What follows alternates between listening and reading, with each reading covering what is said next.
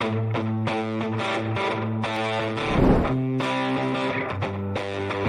listening to the Cantina Cast, your home for thought-provoking Star Wars talk. Join Albert and Jonesy in breaking down the latest news, trailers, movies, and of course, your favorite characters from a galaxy far, far away.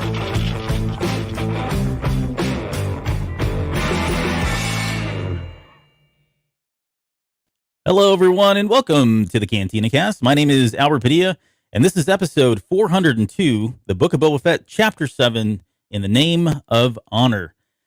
Well, here we are, 7 episodes down. The series is over. The finale tipped in at just about an hour long, and for an episode that had a lot of really cool moments, I think there were some things that it was kind of missing as well. That said, I think we're going to get into what I think overall, I kind of personally, I enjoyed the episode. It was so much fun to watch. But if I'm being critical, there's probably some things that we can talk about, and we'll try to be sensitive here because I think this episode is getting way too much negative feedback, in my opinion. Like, it feels like people are just piling on now, and it was like Santo getting piled on by the Trandoshans, right? That was the image of what this episode looked like. You know, that's a meme. I'm gonna have to make that. So, speaking of memes, no, that didn't work. That's not good. Speaking of piling on, Speaking of piling on, or pile of, welcome to the show, Jonesy. Jonesy, how are you doing tonight? I'm doing fantastic. How are you tonight? I'm good.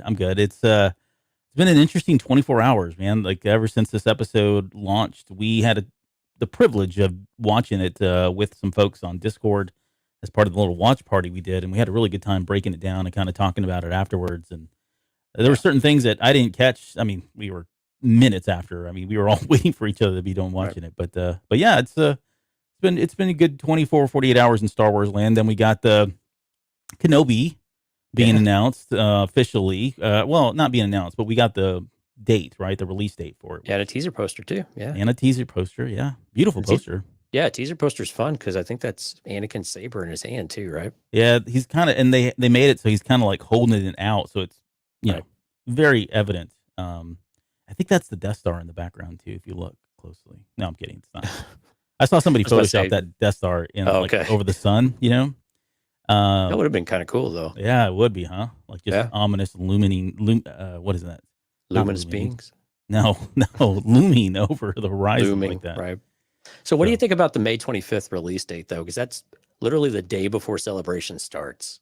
So I posted something on Twitter, and I realized after posting it, it probably came off as pretentious, and that's not what I meant, I promise. I was like, oh, poor me. Now I have to watch that as I'm flying out to go, to Celebration, boo-hoo-hoo, Crimea River. And that's not what I meant. I mean, it's one of those things where, like, a premiere like that, I would love to sit down and just watch it, take it in, right, in my own setting or whatever. And, I won't be able to do that, but that's fine. Well, I think we're actually going out there on Tuesday, not Wednesday. So we can watch it together in the comforts of our condo or whatever it is that we're staying in. We should have, I posted also, I said, why don't we do invite people over to our pad? Not on like a house party, right? Not kid and play house party, but if we brought people over and they wanted to watch it with us, that would be really cool. So if you're going to be in that area, and I'm making things up here. I didn't even rent this place. So sorry, Twan. Yeah, Twan will have to give us permission to do it. But that would be cool. We could have like a little watch party, or even your point's well taken, and we can still watch it there in the B&B. Right. I mean, now you get to structure your travel around the Kenobi premiere. Exactly. Right. Really, they did you a favor. So you don't have to feel rushed. You get in the day before, you rest a little bit during the day, stay up all night watching the show. You can recover on Wednesday, and then you're ready for Thursday evening. Right. So, yeah, it's all going to work out. It's going to be fine. So the other thing, though, is that you had posted a picture from Star Wars Insider, though, that Bad Batch was going to come out in May. Mm-hmm. So I presume that is now being bumped. I mean, we never got anything from StarWars.com on this. No. So I almost think it was like a misprint, or it went to press too early, and they really meant to yank it, and they're going to push that to summer or something. Right. I mean, that's very possible. I've not heard anything official since then. Right. It's out there. I've got the digital version. I should take a look at that. If they've corrected it, maybe. Oh, that's a pulled good that point. back. I'll Yeah. have to take a look at that and see if that's what they've done. But Yeah, because my guess now is that's been pushed probably July, August. yeah, because you wouldn't Yeah. think they would. I mean, who am I to say what Disney does at this point, right? Given this series, but Right. they could potentially run 2 series in the same. I mean, Marvel did it for a while. There was not Marvel. No. We had a Disney and we had a Marvel going on simultaneously. One was on a Wednesday, one was on a Friday. Yeah. So they have that option if they wanted to exercise it. But Yeah. I don't know. Doesn't seem likely, but Yeah, I know. I don't think it's. it depends on it depends on whatever else they want to release for the rest of the year, So season 3 of Mando seems like it's wrapped up shooting, and they're going to roll into Ahsoka here, I think, in the next couple of months. So yeah, who knows? It's just this constant rolling of material. So I don't know. But anyway, happy birthday to the maestro himself. John Williams turned 90 this week. Pretty crazy. Him and his son are looking awesome. good. Yeah, no, he looks good. I know. I talk about his son a lot because he's the lead singer now to Toto. So if you know who Toto is, it all comes back to either Toto or Journey. Every or Rush. 5 minutes or Rush. There we go. Yeah, that's right. Yeah, you had to post the Rush song the other day with. Yeah, I forget the guy's name. I meant to write that down. Some guy did a tribute video to The Last Jedi, and he set it to Rush music, and it's a deep cut. Like, this is not a played airwave kind of Rush. It's not Tom Sawyer, it's not Red Barchetta, any of the ones that people know. This is like a deep cut off an '80s album with a lot of synth in it. My goodness, I watched that thing. I can't even tell you how many times I was so in love with it. That's impressive. They did a good job editing too. Fairly long. Yeah, there's a lot of turning. Yeah, there's a lot of editing. It's a lot of cuts. Yeah. So yeah. Any other news? I think that was about all we had. That was worthy of information. Like comics this week were only a couple. Trail of Shadows 5. You need to go read it. If you haven't read it, go ahead and get the whole series. You're going to want to read it. That's all you'll say, huh? That's all I can say. Yep. I've got that lined up, and Mission Disaster. That'll be my book that I'm taking with me camping this weekend. So. No, you're taking Midnight Horizon with you. I mean, Mission Disaster. Midnight Horizon. Yeah, and by the way, so I finished Midnight Horizon last night, and here we go. Every single page was awesome. What did you say it was? Say it into the microphone so we all can hear you and have it recorded for public record. It's probably my second favorite High Republic novel. There you go. You heard it here first. It was really good. Like, where else would you hear it? What? I know, right? But where else would you hear it? No, sorry. Start to finish, good. Yeah, start to finish, excellent book. You get really great moments for Rom. You get great moments for Wreath. The two of them are such a fun pair. Cantum Psy, you get a lot of backstory with him. Mm-hmm. You don't get as much with Vitus Comac as we were hoping, but you do get a nice picture of Comac, and the book kind of ends with a couple of moments there that everyone will want to take note of, which are a lot of fun. So if you haven't yet, go get Daniel Jose Older's Midnight Horizon. It's a young adult book, but worth every penny. Walmart has an exclusive cover too, so if you want to get something crazy, go over there and do that. Not crazy, it's cool, but yeah, I saw that. Yeah, okay, cool. But definitely go get that, guys. I know Lauren's in the chat, and she's a huge book nerd like we are. So, all right, Patreon subscribers, we did this on the Patreon show this past week, but we've had 3 new ones, so we'll do a couple of repeats. Keaton Haas, who's actually in the chat with us, joined our Green Milk tier. Thank you, Keaton. Brian Epsky joined the After Dark tier. Thank you, Brian. And then Steve Long from Rogue One Radio, the host over there, joined our early access tier, and that was super nice of him. He actually invited me on to Rogue One Radio this week. We talked about Chapter 6 of Book of Boba Fett. So if you're interested in hearing that out, him and Nicole had a great time, and on episode 71 of Rogue One Radio. So go check them out on the Red 5 network. Very cool. Yeah. Thanks to them. It was a lot of fun. It was fun. Good deal. Okay. Do you have anything else? No, man. We have a lot to talk about, so we might as well get into this. The next 30 minutes to talking about this episode. All right, before I pull this up and we start going through all the pictures and all of that, but what about I guess give me your kind of overall thoughts on this episode. How did you feel about it? Because I know, again, there's been a lot of mixed reaction. Even right afterwards, I was on Twitter. We started looking to see how people were receiving this, and it was kind of all over the place. I mean, it was just peaks and valleys, and you had some people that were just kind of deadpan, middle of the road kind of thing. But wow, what an emotional roller coaster! Yeah, maybe I'll share what the reaction was after our watch party when there was just like silence, And I think it was you who asked, "Would y'all like it?" And there was still like silence. There wasn't a lot of people that jumped up. But I think it was one of those things of like, it was like, I don't know. Yeah. There were That's parts. fair. That's fair. Yeah, there were parts I was like, okay, I like that. Oh, I really like that. What the hell is that? And then and it's just, and then some of it just kind of plodded along. Now I will say this: the subsequent viewings I've had of it, it's flowed a little bit better and it's kind of normalized a bit. Yeah. So I'm enjoying it more as we go on. Of course, there's some things that always stick out a little bit more after that, but overall, I think it was okay. I think it was good. I don't think it was great. I think we had some really, really good and great moments in it, though. And there was nothing really egregious about it at all. It was just a little, the action sequence was good to very good, somewhere in there, but it just felt still a little bit flat in some areas. And I don't know what that is. I haven't been able to put my finger on it quite yet, but overall pretty good though. And not bad. And it definitely ties up the series nicely, I think, and gives us a little teaser for what's to come. Mm-hmm. So how about you? What was your initial reaction and maybe what's your thoughts on it now? Well, I felt like I was a little too nice about it at first. Because I was yelling and cheering when Mando and Boba Fett are together. I was just geeking out about that. The Rancor. I mean, so I hate to keep going back to what I said in Twitter, but I had posted kind of my final thoughts, and I said that finale was predictable at times, chock full of tropes, and even questionable in its direction. But geez, it was a lot of fun to watch, and unapologetically Star Wars for me. I've kind of truly felt that way as I was watching. I was like, this feels like Star Wars, whatever that feels like. And that can mean different things and be different things to a lot of different people.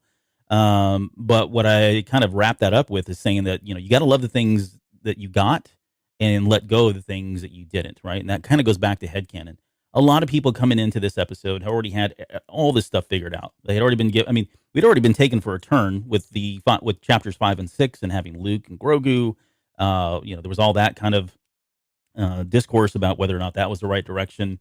But going into this episode, I mean, my goodness, could you put any more pressure on these guys to deliver a finale after the last two episodes rarely had the main, titular character was completely absent of that. So there's just a lot of things that were kind of going against it, I think, in terms of, how it was set up. But I think for me, as I've watched it more and more times, it's gotten better. So I actually really enjoyed the episode, I guess I would say now. If I was to put on my hat and start picking it apart, it's pretty easy to pick apart. Sure. I mean no disrespect, because I'm going to say something that may be controversial, especially to folks that are kind of in their 30s right now. This is exactly how I felt when episode 1 came out. I went into that theater and had a freaking blast. Thought it was so fun. Came out of the theater, and as I was talking to other people that were in the audience, and then of course there was no internet back then, but as word started getting out, I started to realize, man, holy crap, a lot of people hated this thing, and they were nitpicking all the horrible decisions and choices, and this didn't make sense, and that didn't make sense, and why didn't they just do this, and why didn't they just do that? I mean, I felt like, what did I watch? Like, did I watch the same movie? Did I not? Was I going in with two rose-colored glasses kind of thing? It's that same feeling of watching this series, really, as it was for me going into episode 1, or even the prequels for that matter, until we got Revenge of the Sith, which was arguably much better. But going into each one of those movies, I kept coming out going, oh man, I love Star Wars. And everybody was like, well, this was stupid and that was dumb and they should have done this and they should have done that. And this didn't make any sense. And it was like, okay, sorry, critics, AKA my friends. Sorry you didn't like it, but it's kind of Star Wars and it was fun. But anyways, that's what, that's kind of how I'm feeling now. I don't know if it's a good analogy. It's always the headspace you go into these types of things with too, that determine how much you'll enjoy it, right? And I'm not saying you raise or lower your expectations. It's just, what do you go into it expecting out of it? How are you going to approach it, right? And I'm with you. If you approach it like, okay, I'm going to enjoy it, I'm going to have fun, and then we'll just kind of see where the chips fall, and then you can swing your opinion, one way or the other. But maybe that is lowering your expectations. I don't know. But to, right, to me, it's just my expectations are centered, right? Of I want to enjoy it, but I'm not going to be blind about it, about what works and what doesn't. But I still want to go in there and enjoy it, and not go in with the idea that I'm going to crap all over it if I don't like something about it. And we're kind of getting off on a negative start here, but I think overall, though, I'm with you. I saw a lot of negative reaction. I think some of it's cooling down a little bit, and I'm thankful. So. I'm thankful for some of the other YouTubers, even the really big channels that are not Star Wars specific, but definitely do a lot of Star Wars, have been generally more positive, at least in the way that they approach it, with more of a fun aspect to it. Right. And they're at least sending kind of the message that's probably the right thing to do. Yeah. In general, not just because this or they want to appease Disney or Lucasfilm, but just in general, let's try to be fair about it. But why don't we start off with our good, bad, and the ugly? You want to kick us off? Yeah, we can do that. And I'll start with the good. So the good, first there was, and I think I've already kind of alluded to this, but there were just so many like cool moments. Now, cool moments don't equate to good story. I get that. But there really were so many things that I enjoyed just watching visually, right? Whether it was Mando and Boba Fett fighting. We got to see, there was a cool shot in there where Boba Fett kind of puts his knee up and fires that little knee rocket one way, but he's pointing his gun the other way. He looks like a jazz singer or jazz dancer when he does it. That was really cool. He got to use that thing twice. We got to see all their weapons, with the exception of the little cable thing, but they used pretty much everything. We used the rocket. We had the flamethrowers. The wrist rockets were used. The dark saber came out. So, I mean, again, it was just like, if you're 11, 12 years old, I guarantee you this was the best Star Wars anything you've ever seen in your life, period, bar none. I truly believe that from the bottom of my heart. Did your kids corroborate that? Yes. Okay. Every one of them is just, they're blown away by it. And I've got other friends as well, and we're kind of talking about it, and they're kind of lukewarm receptive to this as well, but said the same thing. This is their Star Wars. And you got to remember something else too. Sorry, I don't want to get on a soapbox here, but Mando is, we talk about generations of Star Wars, the original trilogy, the sequel trilogy, then we had the prequel trilogy, sequel trilogy, and then there's still a group in there that really is kind of like, the sequel trilogy was out, but they were really young, and so it didn't really resonate with them. So this is their first entry. Mandalorian is their first entry, right? So you put Mando in this series, and you put him with Boba Fett, and you show him doing the stuff that he's doing, and it's like, that's their Star Wars.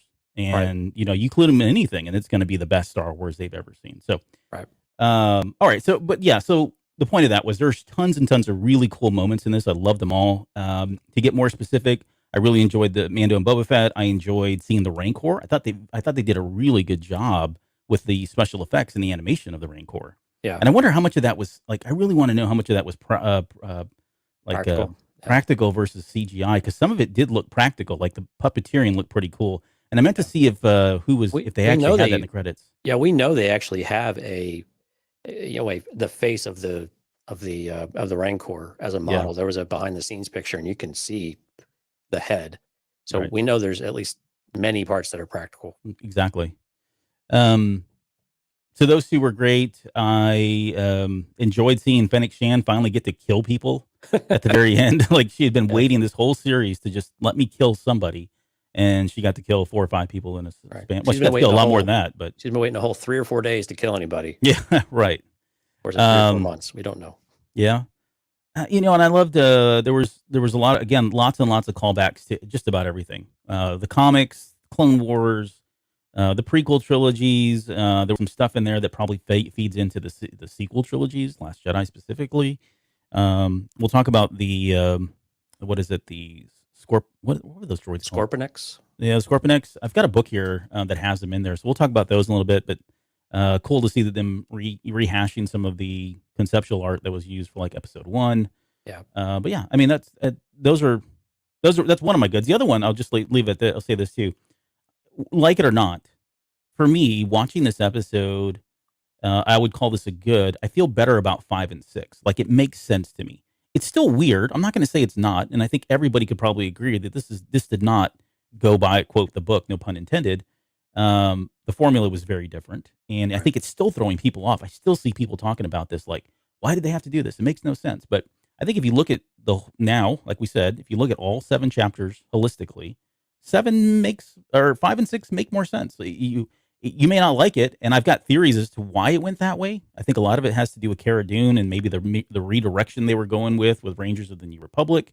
I think that threw some stuff off. And Now, I won't get into all that right now, but for me, at least 5 and 6 feels like they make more sense now and why they had to be here. Because he needed Mando. Right. So, anyways, what about you? What do you got for the good? Yeah, I had a few here that were kind of off the top of my head. Boba versus Bane, both times. The dialogue we got, the all the history you could feel in those moments was spot on and exactly, I think, what we wanted. Maybe didn't get as deep as we would have preferred in a perfect world, but I think what we got was exactly what we were hoping for, that there was this tension between the two of them and you could feel the history. I think it was also fun too that they had Bane say, if that's not the quack calling the stifling slimy. It's like a tongue tweezer. I don't know how, or tongue teaser. I don't know how you do this, because that was a callback to Mando season 2 when Boba said it to the Night Owls, which you can see where Boba learned it from, presumably. Yeah. I didn't catch that, but yeah, I remember the terms, and I thought, I know we've talked about this or it's come up, but it did not click for me that was the case. Yeah, when he first walks in the bar with him. Yeah, because we even talked about it on the show. I'm like, what is he talking about? Right, yeah, but actually, I wrote it down. Quackta calling the stifling slimy. And quackta and stifling are both capitalized. They're proper nouns or whatever, so odd. Anyway, I had the Scorpionic down as well, deep cut reference to Phantom Menace and what eventually became the Droidicas. And then I laughed a little bit. So when the Rancor was rampaging, you and I have played Galaxy of Heroes. I know some of our listeners have played Galaxy of Heroes, the little mobile game. There's a move when you go to the pit raid that he does called Crushing Claw. Oh, where yeah. he like slams his hand down and it can stun you. But he did it 2 or 3 times, I think, in there. And I just laughed every single time. I'm like, man, that's exactly from the video game, Crushing Claw. Yep. Yeah, he pounded that one pike like a nail right into soft wood. I mean, he just went right into it. So yeah. So I thought that was fun. It was just kind of a moment where I just laughed. Yeah. All right, the bad. Ooh, I don't want to be critical, but so I think. But here we go anyway. No, so here's what I would say. Okay. The bad for me is something that I think has been very consistently quote bad when it comes to Rodriguez. And for the record, I said this when we were watching after the show, after the premiere, we were in Discord talking about with everybody. I said, I'm like one of the biggest Robert Rodriguez fans ever. Like, I absolutely love everything he's ever done. Anytime he does a TV show, movie, I go out of my way to watch it because I've just always enjoyed it. Plus, he's a fellow Austinite. That has something to do with it. Right. But there were certain things that I felt like were kind of misses here. And it's not so much in the direction. Maybe it is, maybe it isn't. Some of it could be chalked up to editing. But some of the stuff I felt like really worked well, and some of it didn't. So I feel like it was just maybe the inconsistency that I think I was seeing with some of the directional calls that were made for this episode in particular.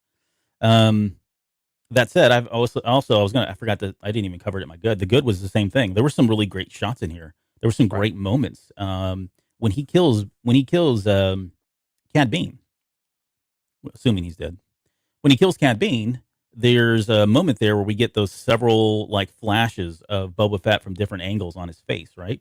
That's not Star Wars, right? You can't think of it's never been done really in the movies and all that. And that kind of goes back to that whole thing about, hey, these new creatives are redefining Star Wars. But that was a really powerful moment for me. I felt like that was really great.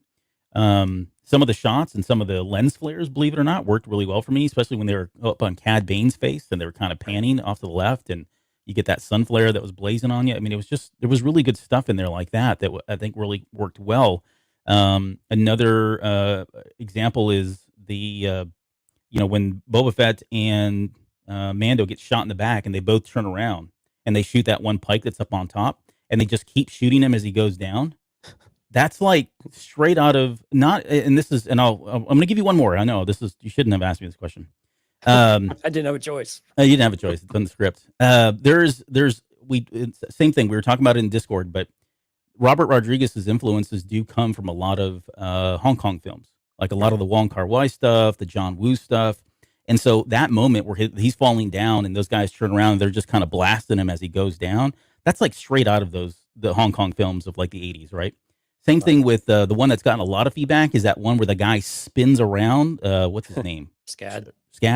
He spins around to shoot, and it feels like it's completely, what's the point? It's a stylistic thing. And I'm not saying that was a bad thing. I mean, I would say for a lot of people, I felt like, okay, yeah, they're going to look at that and go, wow, that's really dumb. Why would anybody do that? But if you go watch Robert Rodriguez's films and you go watch his influences, it's a stylistic thing. They're always doing these pirouettes and spinning in slow motion with stuff flying in the air. That's the visual. That's what you get.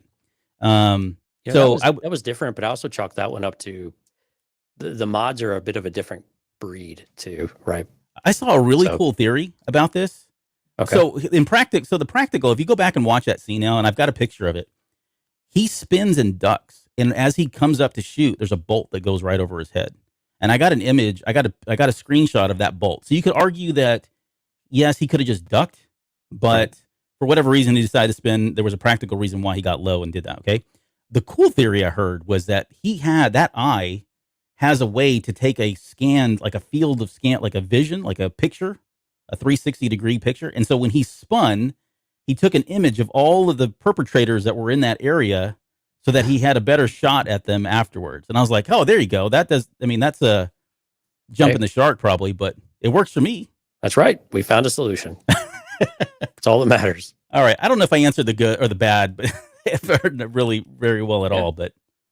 Yeah, so you talked about the direction a little bit. I'm going to be a little more critical about the writing. So I think the writing, and some of this is because of the series overall, I think was a bit inconsistent. Sometimes it was super great and amazing, and then other times it just was a bit head scratching. So this one, there were a couple of cheesy moments. I think we've had this throughout the series, but the one that fell out of place and it was very not Star Wars, or at least not what we traditional Star Wars. It was Fennec Shan's like Ocean 11's monologue.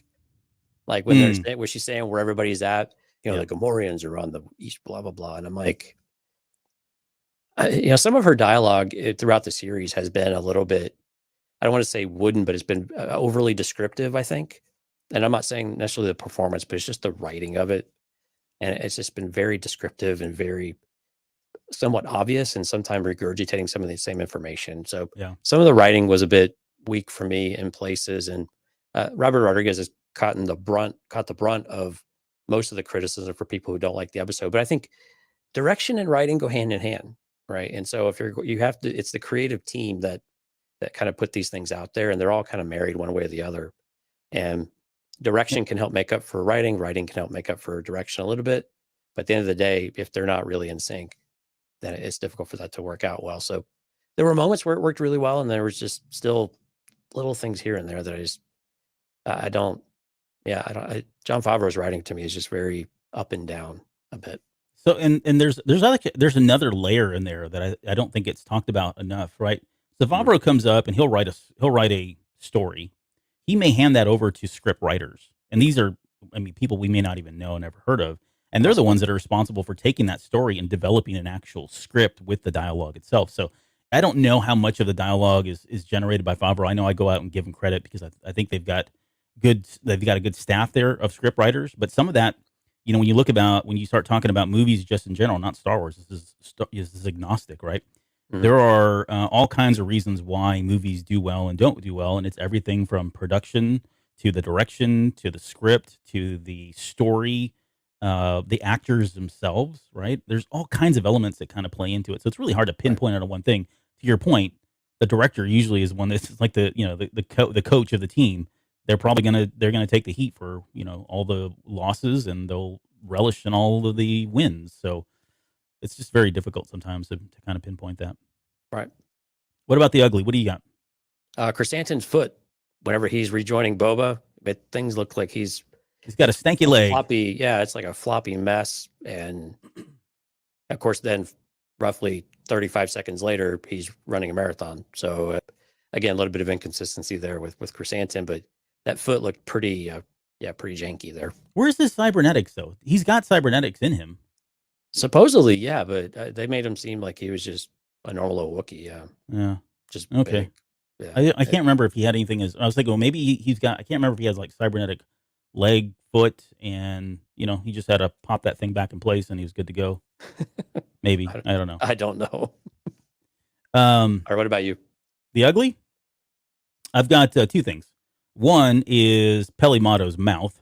The fact that she's missing a tooth now is just not a flattering look. Like, honey, it just, I mean, she's going to have to do a makeover. Hopefully she'll get a fake tooth or have an implant, cybernetic implant of some sort.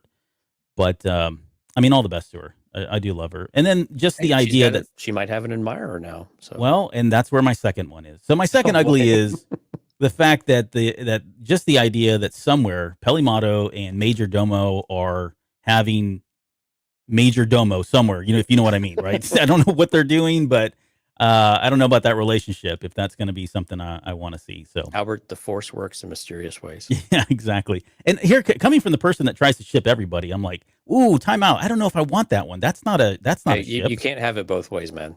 You either ship everybody or you got to jump off that train. Right. Yeah. Get off the train. So yeah, those are my two uglies. Ugh. Okay.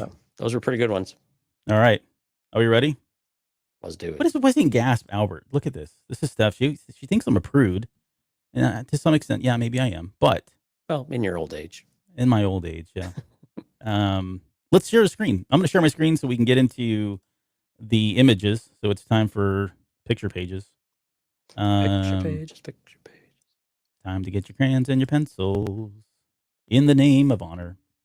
I told you should have wore the Bono glasses and come up with some kind of a version of that song. And yeah, we'll do it. Serenaded everyone. It'll be a special Star Wars celebration thing that you Patreon.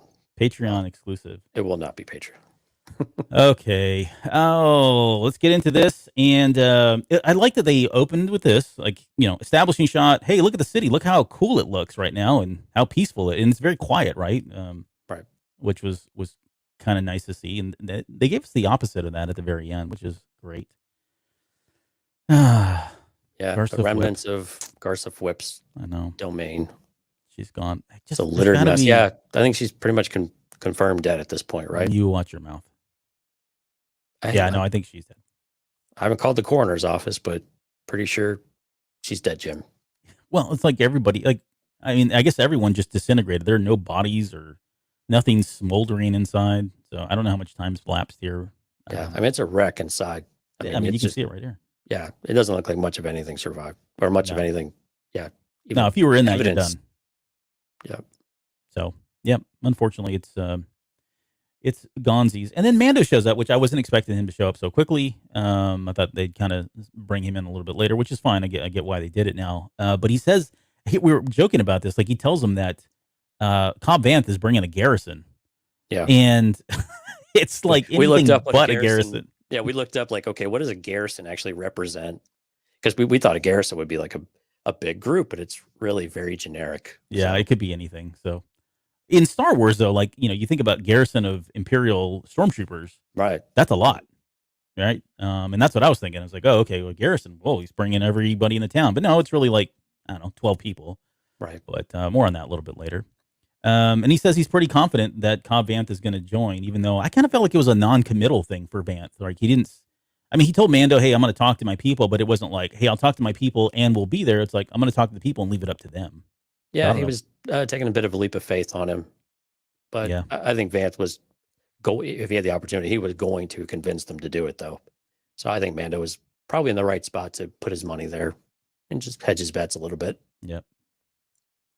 This is good stuff for Tamara Morrison as well when he's talking here. The mods, are now he wants to. The smart thing is to go back to the fortress, right? We had talked about this. The big battle's got to take place at Jabba's palace, right? Yeah. Nope. Where the mods convince him that he needs to be out there in the streets. You need to be with your people. Show your people that you are fighting for them. Yeah, because that's where they're going to be. They're going to protect their home and not let these hoodlums, as we call them later, I guess, basically run over their streets and take everything from them. Yeah. I really wanted him to go back to the palace. I mean, I know that was so on the nose and it's like the most predictable thing, but come on. This whole show this whole episode especially was very predictable beginning to end. Yep. But, the fanboy in me really wanted him to go back to the council or have some kind of a, typical Star Wars drama where you've got multiple battles on multiple fronts and you're kind of switching back and forth. Like that would have been a cool situation. Right. More than anything, I wanted the Tusken lady to come in and she didn't make it back. So, well, we'll see. Yeah. I don't know about that. We'll have to talk about that later, I guess. Hey, so one thing I want to ask you quickly, we skipped over it just briefly.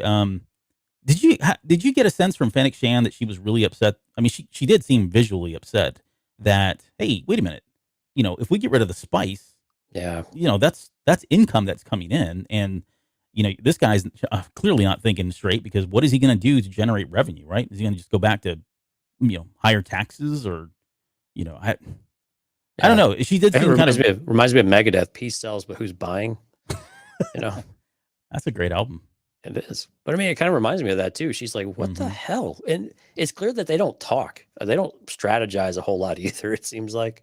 But they never seem quite on the same wavelength. That Boba is really just flying by the seat of his pants, like constantly with the decision he wants to make. And I get it. He's trying to turn over a new leaf, and Fennec Shand is still, kind of living in the past a little bit of like, well, no, we set out this to rule and to make money and to be rich and enjoy the spoils. And, every time we have this opportunity to make some progress forward, Boba, pulls the chain back, and no, now we're doing something that's far less profitable, and it's hard to tell where Fennec Shand is on all this too, because she's a very pragmatic person, very practical, that she wants to enjoy all the spoils that she's putting all the effort exactly, into. Yeah.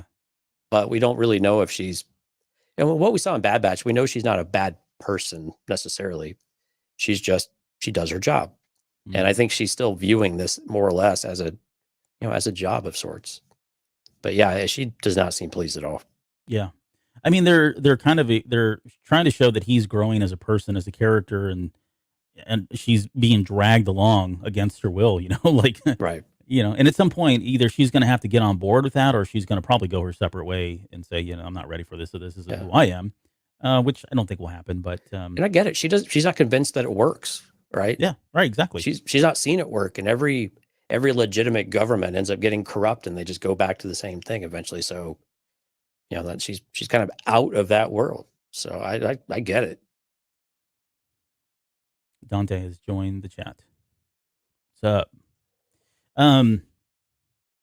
So yeah, and they called it the orange powder, which was interesting. I think orange powder, I think Tang, but again, I'm dating myself. I know what Tang is. Yeah. And there's, and then, so here's another, this moment here, sorry, to go back to what you were saying, make sure I don't have it here. These two young kids out of nowhere come up and are like, that's the dumbest idea ever. This is not the first time they've ever said it either, right? They stood up to Boba Fett and kind of challenged his direction already in one of the episodes, but it's pretty bold of them to step forward and say, no, that's not the right thing to do. If you want to be part of your people and you want to save them, stay here. Don't go to the palace. Honestly, I can see both. I can see an argument that if you go to the palace, well, then the war goes to the palace and it's not on the people themselves, right? Right. But I did think it was, and I know people had a problem with this. Some folks were like, this is so weird for Boba Fett to even say that. But when you get into positions of leadership, and I'm gonna get Mr. Business here, right? But when you get in positions of leadership, that's a big step for him. And I would even argue that's probably too big of a step. I don't think it was the wrong thing to do, but he is empowering those people. Like this goes a long way with building morale for his team by acknowledging that their input is valid, that it could probably go both ways, but he needs them on his side. So that's where he's going to make that claim. That's where he's decided to go ahead and stay. And he says, okay, that's it. We'll stay. They need protection. We'll stay. Yeah, but that's a big leadership step, right? Right. Yeah. When you think about the pillars of leadership, trust is one of the biggest one, right? Mm-hmm. So, Yep. No, I mean, he's earned their respect. He's earned their trust from that alone right there. Yeah. Now, I was kind of what I was expecting to see from this that didn't happen is usually when you're in the trenches with people, usually it inspires others to come out. We saw this in Mando with the episode with Ahsoka, like the introduction of the Jedi, right? Mm-hmm. So that's the one that, with the citizens get involved, or at least the one guy decided to, right? Right. And that's usually what you're hoping to inspire. I mean, you want to rally the troops, of course, as well, but the people around you is usually how you end up outnumbering, some of these larger entities, but at least in the movies like Star Wars and whatever, right? But so that part threw me off a little bit because I thought, okay, he's going to inspire the locals. They're going to push back as well. But no, they hid. Yeah, they hid. Which had to keep the melon safe. Yeah. Okay, so we cut over to Cad Bane walking in. And he ended up showing up to the Pike area, or I guess whatever this is. It's Mos Eisley, I think, if I'm not mistaken. And we finally get to see Mayor McCheese, where he's been hiding out. He's been bunkered in here with this the Pike leader.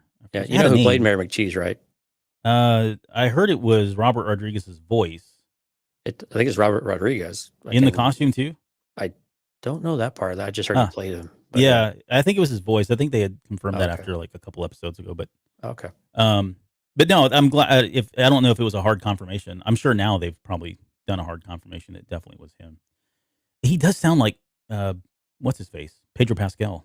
Like when he talks, so some of the words that he says sound a little to me like Pedro Pascal. But now, so I want to focus on this real quick because I haven't heard a lot of people talk about it, Yeah. and I may have been known in the past to read way too much into something. No, not But you. But he says, I have to respond. I have to respond in some way. At the very least, I should. And then he gets cut off. Right. And so when I saw that, I thought, oh, wait a second. Is he talking about like I've got to respond to a request from Kira or some other larger entity that's checking in to go, what's the status? What's taking so long? Why is Boba Fett still in power or whatever else? Or do you think this was in the context was I need to respond to the people or I got to respond to the threat or respond to what Boba Fett's doing or whatever. I think it was a response to the bombing, to be honest with you. You know, he didn't sanction the attack on Garsa Fwip's place. And when the people need leadership because they're scared and things are happening all around them and they're confused, that's when your leadership needs to step up and be present.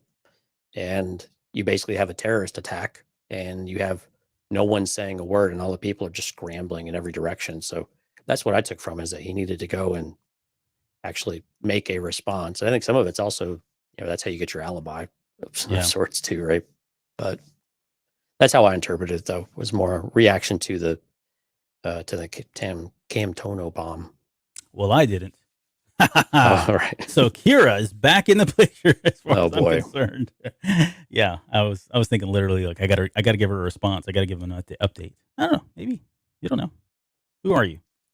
Okay, we'll move on. So Cad walks in and he's I guess he was supposed to make the marshal stay neutral, which I don't understand how that. Now I go back and look at it. It's like what was his intent? No, well, yeah, he did. He told him to stay out of it. Yeah. He said, ignore it, let the spice go on, and everything's cool. Be cool, honey bunny. But then, Deputy came out and and then, but Vanth also just told him, no, Tatooine's closed for business. So, yeah, I think that was his intent. It was just a scare tactic. Yeah. But he's an enforcer, too. And it's pretty clear the mayor is, like, still thinking, hey, I'm mayor. Like, we thought he, like, left his position, or at least we didn't think that, but we talked about, we asked the question of, did he leave his position? And it's clearly no. He's just been biding his time, waiting for everything to go back to normal so he can go back into his role as Mayor McCheese. Right. But it's also, this goes back to the whole thing with the Hutts too. They were saying that war is bad for business, and he's kind of in that same boat, right? You can tell he's like, we weren't supposed to bomb that Garsa's Whip's cantina. That was way beyond what was expected, Right. But he said surgical strikes. I'm like, where would you do surgical strikes at? Yep. I don't understand what that expectation would have been.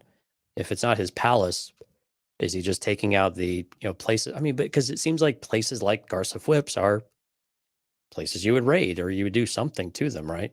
Mm-hmm. So I don't know what he would expect surgical strikes to look like. And it is clear the Pykes don't care. And I like how Cad Bane called them ruthless. I mean, a little different context, but yeah, which of course he calls himself practical instead, which is typical of Pykes. Yeah, he says, I didn't realize the Pike Syndicate was so ruthless, and they responded as being pragmatic. All right. I don't know if I buy that. Again, because I subscribe to whack theories. It goes back to like, is he covering, or I don't know. I believe Bane before I believe that Pike. Like Bane said it as like, that's way out of character for you guys. That's how I took it. Is there something there? I don't know. They don't seem to be the aggressors for the most part. I think that's fair. They kind of work in the behind the scenes a bit and manipulation and those are more their style than just outright aggression. But but it's clear that they don't. This guy at least doesn't care, or maybe Obadiah doesn't care. The High Council, and this is a big run, I guess. Yeah, there's lots of spice on Tatooine, I guess. Yep. But nonetheless, we got I guess the confirmation that it was definitely not the Nikto biker gang, right? It was something else. And this Yep. was an interesting point because later on it comes back, right? And I was very, if you watch the way Bane asks about, does Boba Fett know? Yeah. Like he's like already, you can tell, you can see it in his eyes, you can see it in his body posture. He's going to weaponize that in some way. And he does later on to kind of get under his skin, Right. which is really good. So the next step is, they're trying to figure out, okay, how he's bunkered in at the sanctuary. How do we get him out? And that's where Cad Bane says, "Yeah, I got an idea how to get him out of here." So I haven't been scrolling through these pictures, but there's okay. And then we get to this. Man, I got excited. Luke's I was X-wing like, flying holy in. cow! It's Red But you 5. know what? But this is the thing that we said we didn't want, right? Oh, I know. We didn't want to skip right to Grogu getting dumped off and just shoved out the X-wing with a parachute, And it was just short of that.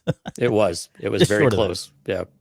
Luke didn't even attend with him, which again wasn't surprising. Kind of what we expected if this was going to be the case. We knew, Luke being there was uncommon. That would have been unexpected in a certain way.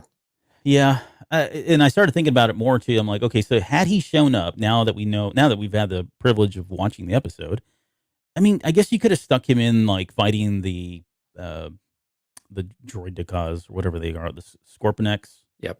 I mean, he probably could have fought those. That would have been something that was worthy of his time. I don't know how long that match would have lasted. I mean, eventually he would have destroyed them. He would have found a way. Right. He probably just float him out into space or something, right? I mean, who knows? Yeah, just crush him. Crush him. Yeah, exactly.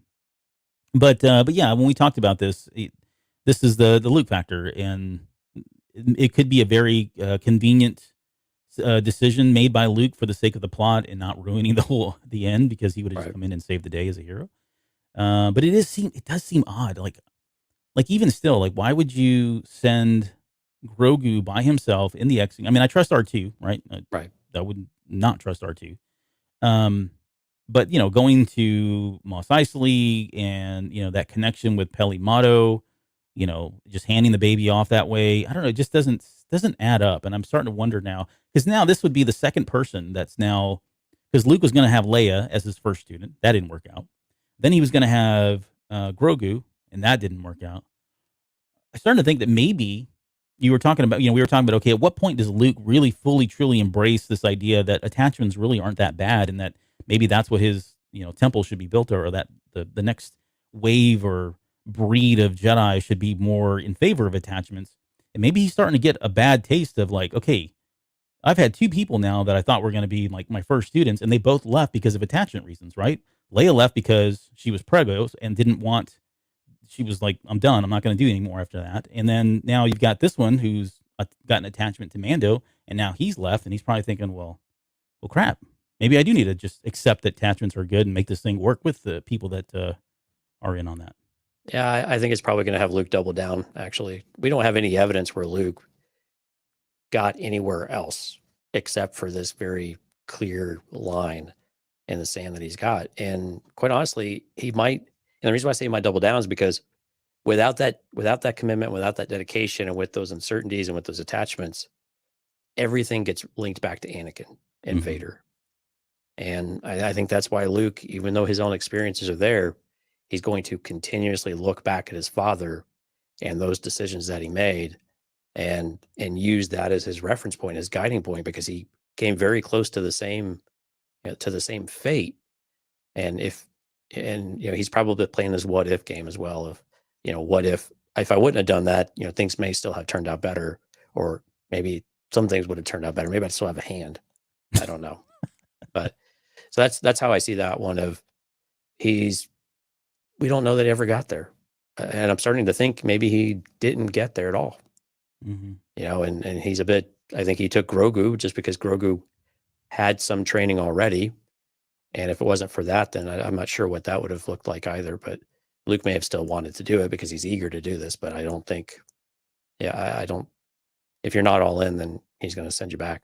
Now, why didn't he do that, though? I mean, his schedule is very busy, contrary to what Ray believes. Right. He does a busy person, and he's got a lot of temples to build, a lot of rocks to seal, and make sure that they don't leak. I mean, so he's very, very busy keeping the androids occupied too. So, You got to give a Jedi Master a break every once in a while. Even if he's not truly mastered anybody, he's very busy.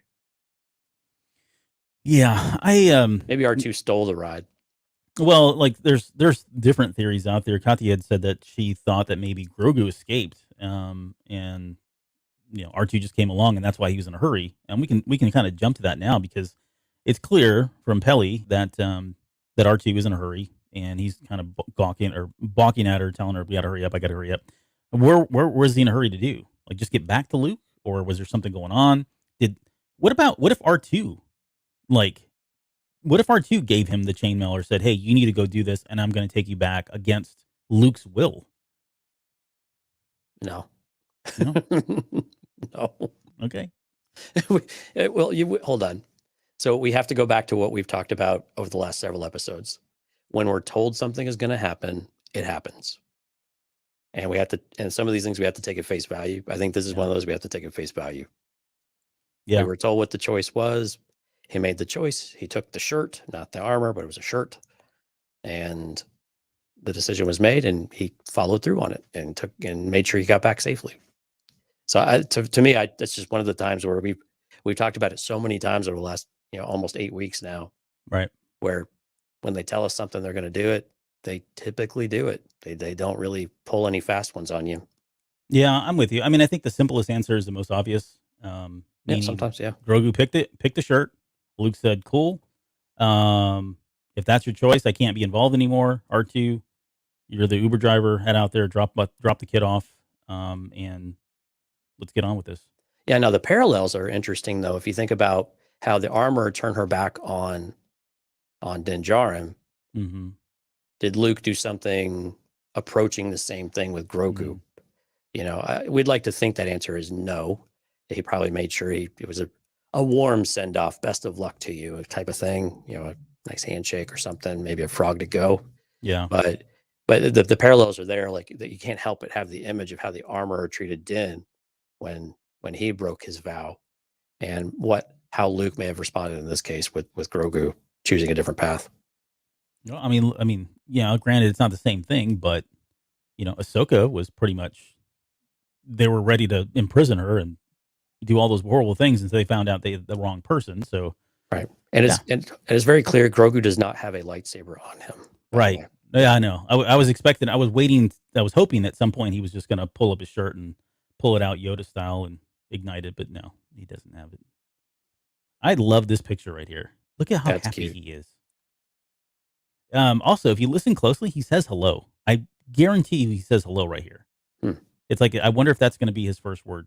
So you can play back. Tell me I'm wrong, but listen closely. Yeah, the subtitles didn't say that at all. But yeah.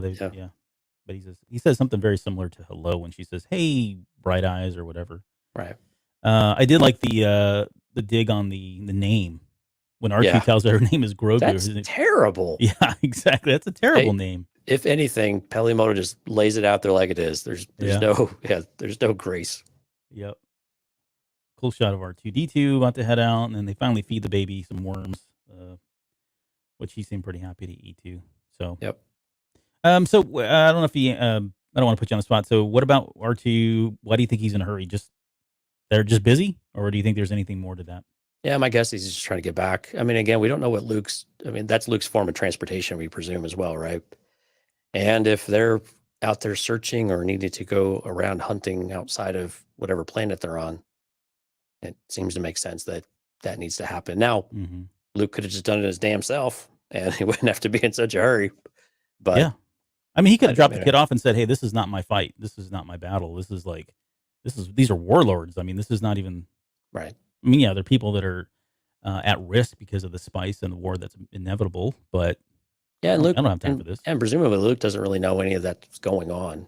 I mean, Ahsoka doesn't know any of that's going on, so he wouldn't have really any context for it anyway. But yeah, I mean, presumably they just got places to go, people to see, leads to chase. And again, we know that Luke at least was hunting for some artifacts, so he's built the temple, and now he might resume some of that search. Yeah.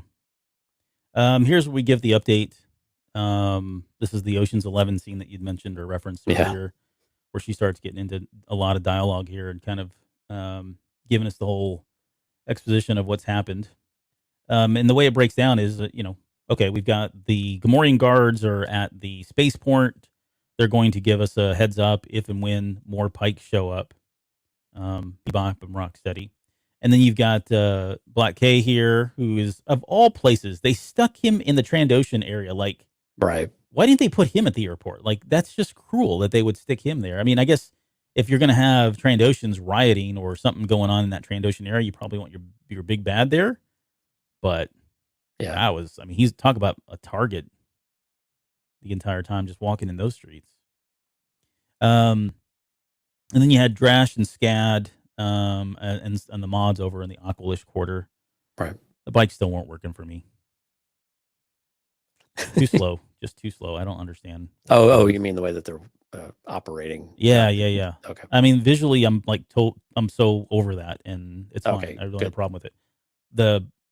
Just the slowness though. They don't come in very fast, and I don't know. It's weird. Okay, so and that's really it. I mean, they're all kind of just staging. They're all staged. They're all ready to go, and No one's gonna everybody's on sneak high up on alert. us.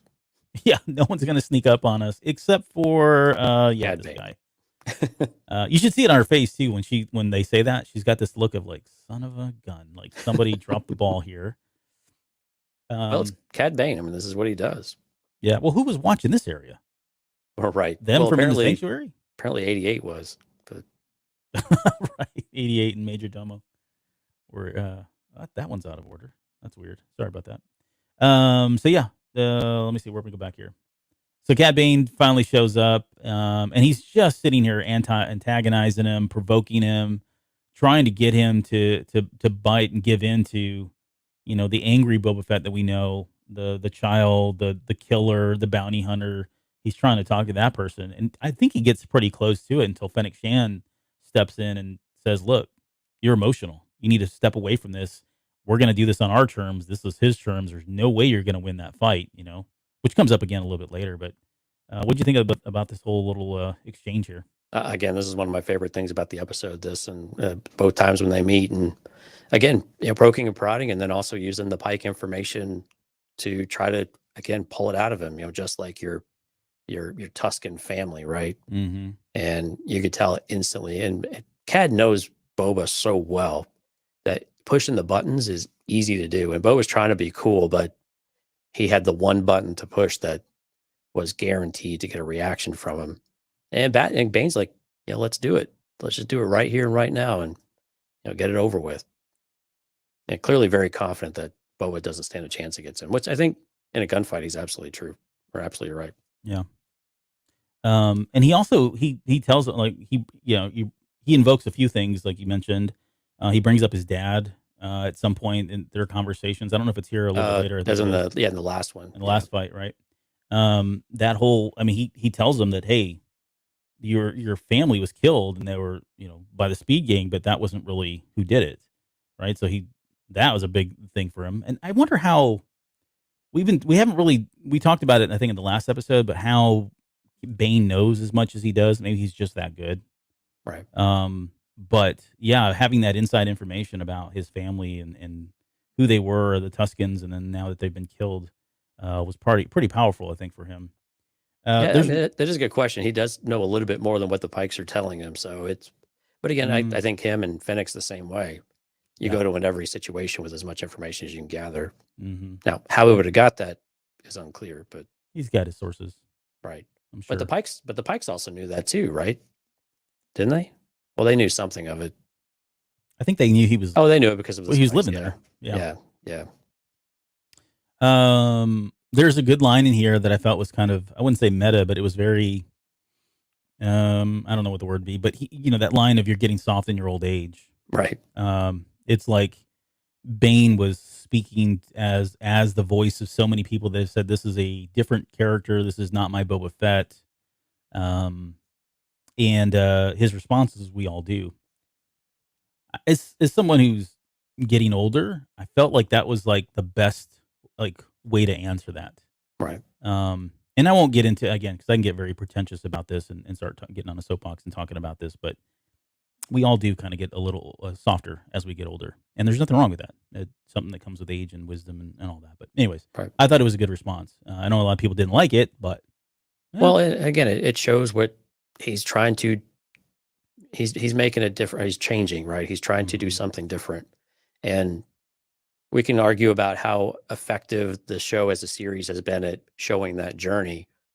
But over time, he has been trying to be this person of protecting the people and actually becoming not necessarily a crime lord over it, but actually a true leader, or, I mean, effectively the mayor by the end of this thing, right? Right.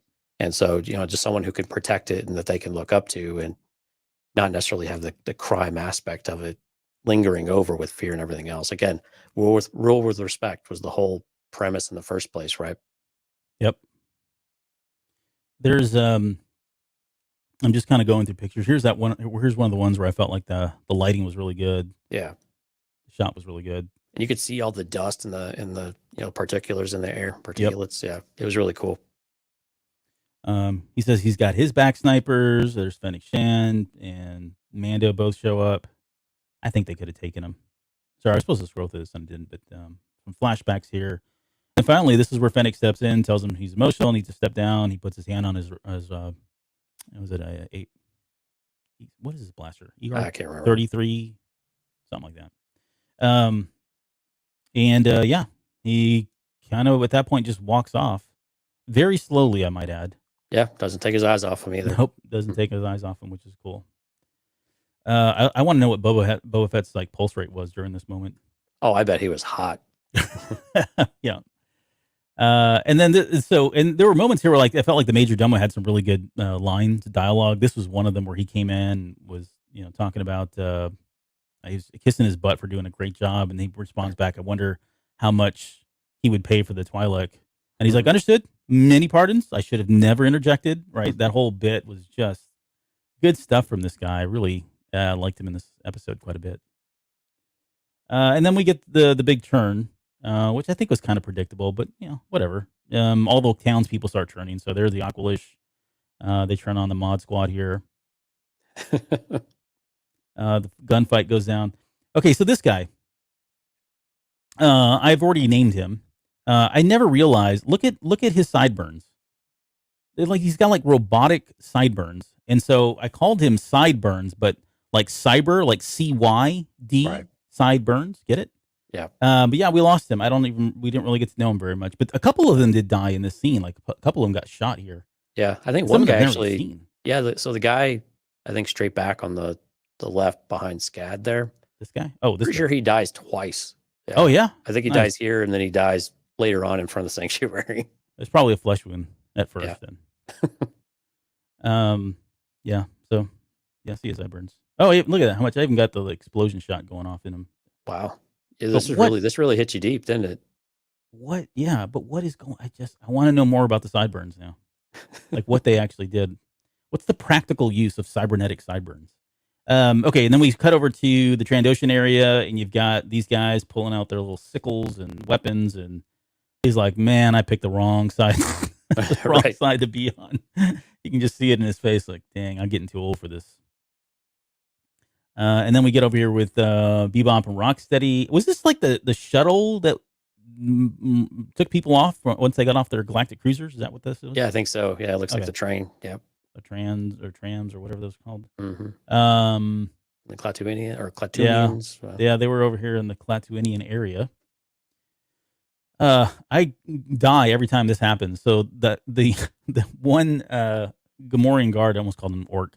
The Gamorrean guard takes the thing and he goes rock, rock, rock into the little microphone there, the communicator, and I don't know why. Yeah. It's just tickles me pink every time I see that. Smart like, what's he saying? Man. Like, and who understands him? And then when we're just kind of going through it, so they start ganging up on Chrysanthemum. He takes a number of these guys out, which is unfortunate because they're all going to grow back their limbs. These guys get pushed over, and here again, Robert Rodriguez, the overhead shots. Right. He does it every time. Don't really, and I said this. I won't say backpedal, but I want to correct myself. I said this is not normally a shot that we see. We don't normally see overhead shots, but we did have. Was it in Revenge of the Sith when the 501st is coming in, storming the palace? We get that overhead shot with Anakin leading them. Yeah, in the shadows, right? Yeah. So it is. I guess we. I think we get something similar on Last Jedi too. Yes, with Kylo Ren. Yeah. Yep. So, but so my mistake. And then poor these guys. I don't know. You think they're dead? I'm kidding. They're dead. Well, I don't know why they didn't get brought into the back to tank with Thundercat. Because they're mush. I don't think the back to tank can rebuild. Whatever. They're flat. They're flat. You don't know that. Hey, did you see a body? Yeah, no, right. I did not. Even if you see a body, it doesn't mean anything anymore. It's true. It does not mean a whole lot. Let's just say that. Okay, so yeah, things are getting pretty grim at this point. Everybody's starting to turn on them. Things are starting to heat up. And this is like when the Major Domo comes out and starts talking about wanting to. They ask him his. Sorry, no, this is where they ask him about where are they hiding. This is the part that it kind of escaped me too, because Fennec Shan's like, hey, we got to take out their command and control. Right. And they asked the Major Domo, where is that at? He said, oh, it's in Mos Eisley. She loads her weapon, and he gives them more specific information about exactly where it's at, which was really funny. But when she leaves, she ends up going around to the different areas and kind of liberating the mods and all that. Right. But when I think of command and control, I'm thinking of like the command center, like where are the decisions being made, where are the shots being called in. Yeah, where they're actually managing the war room, right? Kind of thing. Yeah, exactly. And then and if it's having cocktails, hanging out, right? And it wasn't. She spent the entire episode. She didn't show up there until the very end. Well, I guess she had to travel all the way to Mos Eisley, but we don't. Well, we don't. I guess we do know that because they already had the Rancor, all that. Yeah, I'm with you. She had to go all the way to Mos Eisley, so we know she had to travel a distance, but she did go around, and presumably she helped the mods, and maybe she helped Chrysanthemum a little bit too. Maybe that's how he got uncovered or uncovered. I thought I had a picture of that. Oh yeah, it's coming up here. Yeah. But yeah, she speeds away, and yeah, they're kind of flashing back between all the different scenes, like you were talking about earlier. Mm-hmm. But yeah, Chrysanthemum took some pretty heavy blows. That guy has more stabs and axe wounds and everything else than I think anybody I've ever seen in Star Wars. Yeah. No, I like that. I mean, it says a lot for the Wookiees. They've always been like in video games and role playing games. Like you play a Wookiee, like it takes a lot to take them down. They're not tanks, right? Yeah, they basically are tanks. This shot here that I'm showing is him using. That's when he pulled out the knuckles there once he was getting pretty much swarmed. Right. And he's literally zerged by these guys. I mean, they're just like piling on him. Cool moment there.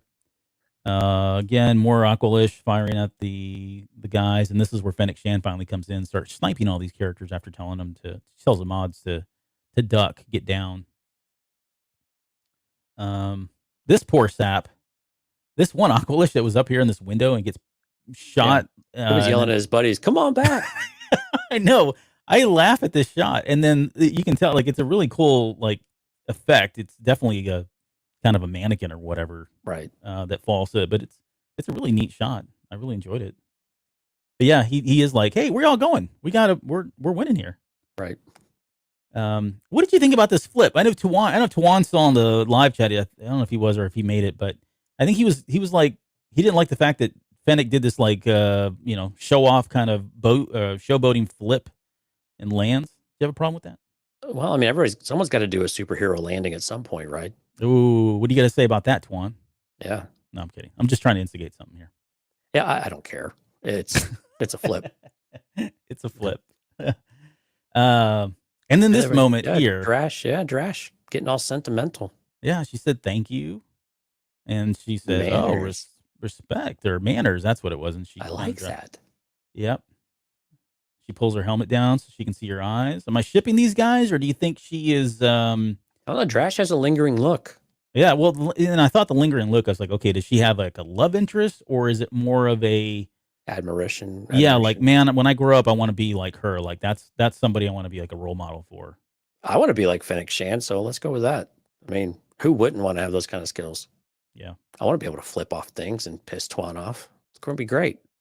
He says it wasn't that; it was the spinning around and the shooting that they did when they were with Chris. I'll still do it anyway. Somebody had a problem. It might have been Cole. It might have been Cole Bayless who had a problem with that. I was just poking fun at you guys. Okay, so and here's like tactically, these Pykes roll in now because they're gonna.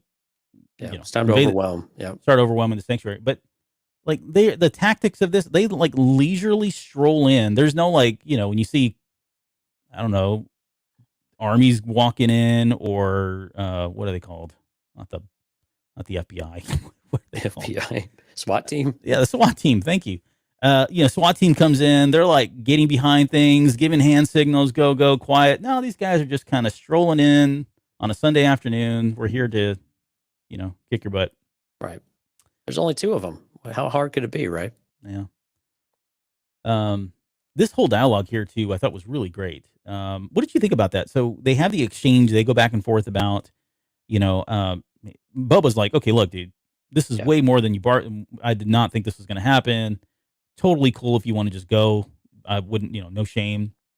Amando's like, no, I'm not leaving you. This is part of what we're going to do. This is the way, right? He even says, then I'm going to die with you. This is going to be our last stand. And he doesn't, you think about it, like Mando, talk about honor.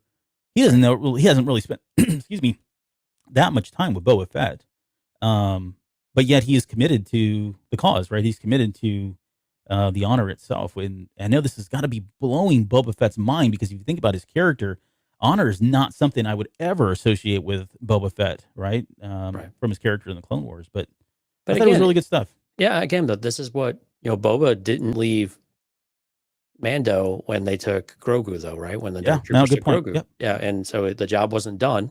So he's going to stay until the job is done. And when that debt is settled, and Din's doing the same thing. It's like, I said I would be here. I'm going to be here. Now, I thought what was interesting, though, is when he said, it's part of the creed. It's my vow, right? And Boba asked him if he really believed in that mumbo jumbo. And of course, Mando said yes. But what was really interesting, though, and he says, okay, we'll die in the name of honor. And when Din says this is the way, like Boba, like I was wondering how Boba would interpret that and what that feeling was for him, because we see him kind of nod a couple of times. We know Boba likes to nod, though, including to great music on Tatooine. Right. So, and when he's riding banthas, but I was wondering what was going through his head, like if he had a change of heart, or at least a change of perspective around the Mandalorian creed, or at least the way that Din Djarin is, at least exemplifies the creed. Did you find anything there that was maybe more than just, okay, then great, thanks, let's go do this? Or was it something more than that? No, but yes, I think it was more than that. But this is me now. Again, I'm still trying to like will this storyline into my headcanon theories, right? And if you're going to get there, then yeah, I think Boba Fett has to go through some kind of a. Exactly. He's got to step up. He's going to have to buy into it in some way. He doesn't have to fully adopt all of that, but I think this is one of those moments. I think when he sees somebody like Mando, right, he may have a bad taste in his mouth about what Mandalorians are, especially with the run-in that he had with the Night Owls is probably what he expects every time he runs into Mandalorians, right? Right. He's probably tired of that, and he probably wears the Mandalorian emblem just to spite them. For no other reason if that. But then you got somebody like him who's completely different, who respects honor, is committed, is a man of his word or person of their word, and is trying to do and be someone different. Yeah. So. I mean, this is like, I'm not saying he's looking up to him, but he's like, this is definitely somebody who's cut from a different cloth. He is a Mandalorian, and maybe there is something in this creed. Maybe there is something to say about the way. Oh my gosh! When he said this is the way, dude, I can't tell you. I was like, say it. Because I would have liked him to, even if he just said, "This is the way," like very non-casual, like not, hey, I don't believe this, but I'm just saying it because you said it, kind of thing. He could have said, "Indeed." Yeah, it would have been acknowledgement without actually crossing that bridge. Yeah, exactly. There you go. Even if he had just said something like that. But that was I really wanted that, and that was one of my predictions that I'd posted on Twitter several weeks ago, that Mando would say it, Cobb Vanth would say it, and Boba Fett would say it. Didn't really turn out that way, but you got one out of 3 ain't bad in baseball. That makes you a millionaire. So that's very true. Yeah, I wish I could bat 33%. But yeah, this is. I hope there's something that comes from this a little bit later, and we'll get into that. Actually, in the next episode. Wait, we didn't talk about that. We'll have to wait to the very end here. Okay. I love that he pulled out his gun too. He's like, "Yep, this is the way it's gonna go. Die in the name of honor." Yep. But not necessarily bantha fodder. And then, right as they're about to go out, the major domo steps in. talks no, about, I've had hey, enough of this nonsense. You guys' strategy sucks. yeah, we're all about to die, and I don't want to be a part of this. Right. And we'll just get to the chaser. I knew Boba Fett wasn't writing anything but go after yourself is kind of what essentially what he Right. said on that notepad. Right. But it was a good moment. I love the fact that he came out here. I mean, he was at his best here, the Major Domo, and how he was talking. But yeah, he's out there to negotiate their surrender. He said the worst is we'll have to go away with some groveling that means dramatic, nothing. dramatic groveling. He said ceremonial groveling or whatever it was. Just really good stuff from him. And then I love the fact, like, you can just see it all over his face as he's like sweating bullets, trying to like, please, I don't want to read this. Is there anything else we can do? And Boba rushed him out too. Basically he shoved him out the door before he could read it. Yeah. But essentially says that you're not getting anything. You're going to leave this planet, and if not, you're going to die. And did you write the quote down about flowers and all that? Yeah. I was going to, and I just didn't get around to doing it, but it was actually pretty good. I liked it. Right. Yeah. You'll basically, be fodder for the arid sands of Tatooine. And right. The flowers would grow from your bodies. Yeah. You're basically going to be compost or fertilizer. Right. Yeah. And then he ends with his words, like, this is, I'm not the person there. And then we get the death from above, which again, we're going to get right into the moment I had. That was like one of my favorite parts. DFA Battlefront, right out of it. Yeah, and every like even like in SWTOR, if you play a bounty hunter, there is a move called Death from Above, and they jump into the air and they kind of do a thing where they shoot down at people. But yeah, my goodness, this is just so much fun to watch. I'm glad. Go back to that screenshot you just passed, because that reminds me of Return of the Jedi right there. Like, oh yeah, the same. Yeah, exactly.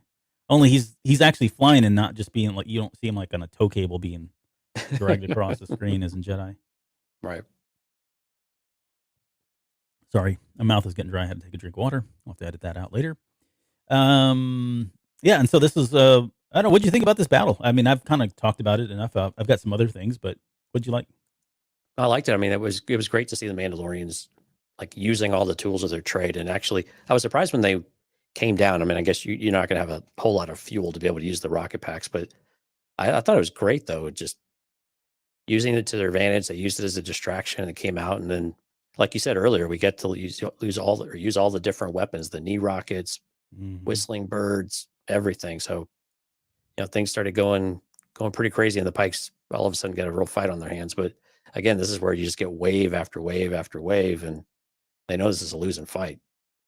Yeah. I mean, they certainly took down a lot of these guys. Yeah. I mean, they started taking a beating, though, too. Again, they don't get harmed enough, but you could definitely tell that even though they're absorbing the damage, you could tell it takes a toll on them after a while. Yeah. Sorry, there was a question here. Keaton says, does he get a compliment twice on his head tails? No, he gets called a tailhead, which is an insult. Yeah, one's an insult, one was a compliment. Pelly's was a compliment. Right. Ugh, but we've already talked about that. Yep. Yeah, great shots like this, back to back, right? Invokes like, I mean, you name number of characters in Star Wars where they're fighting together, Kenobi and Anakin, or Kanan and Ezra. Lots and lots of characters. Again, cool lens flare stuff. I think he does a good job with lens flares. Like, it's not in your face, but when you see it, it's there. Yeah, and a lot of sweeping shots as they were coming around. You had talked about how they're kind of rotating around, and they've got the camera rotating around as well. Yeah, which again, those are the directorial type of things that really help a scene seem more dynamic than maybe it really is if you were to sit there and just watch it, from afar. Yeah, and and it personalizes the show for the director too, right? That's kind of their stamp. Excellent. Yeah, absolutely. But yeah, there's the rocket, the knee rockets. Very cool. Got to see that. Just more stuff of them firing. I took a lot of pictures here because I love all this stuff. Yeah, this is the shot you were talking about earlier. Oh yeah, like he's got his jazz hands. Look at that.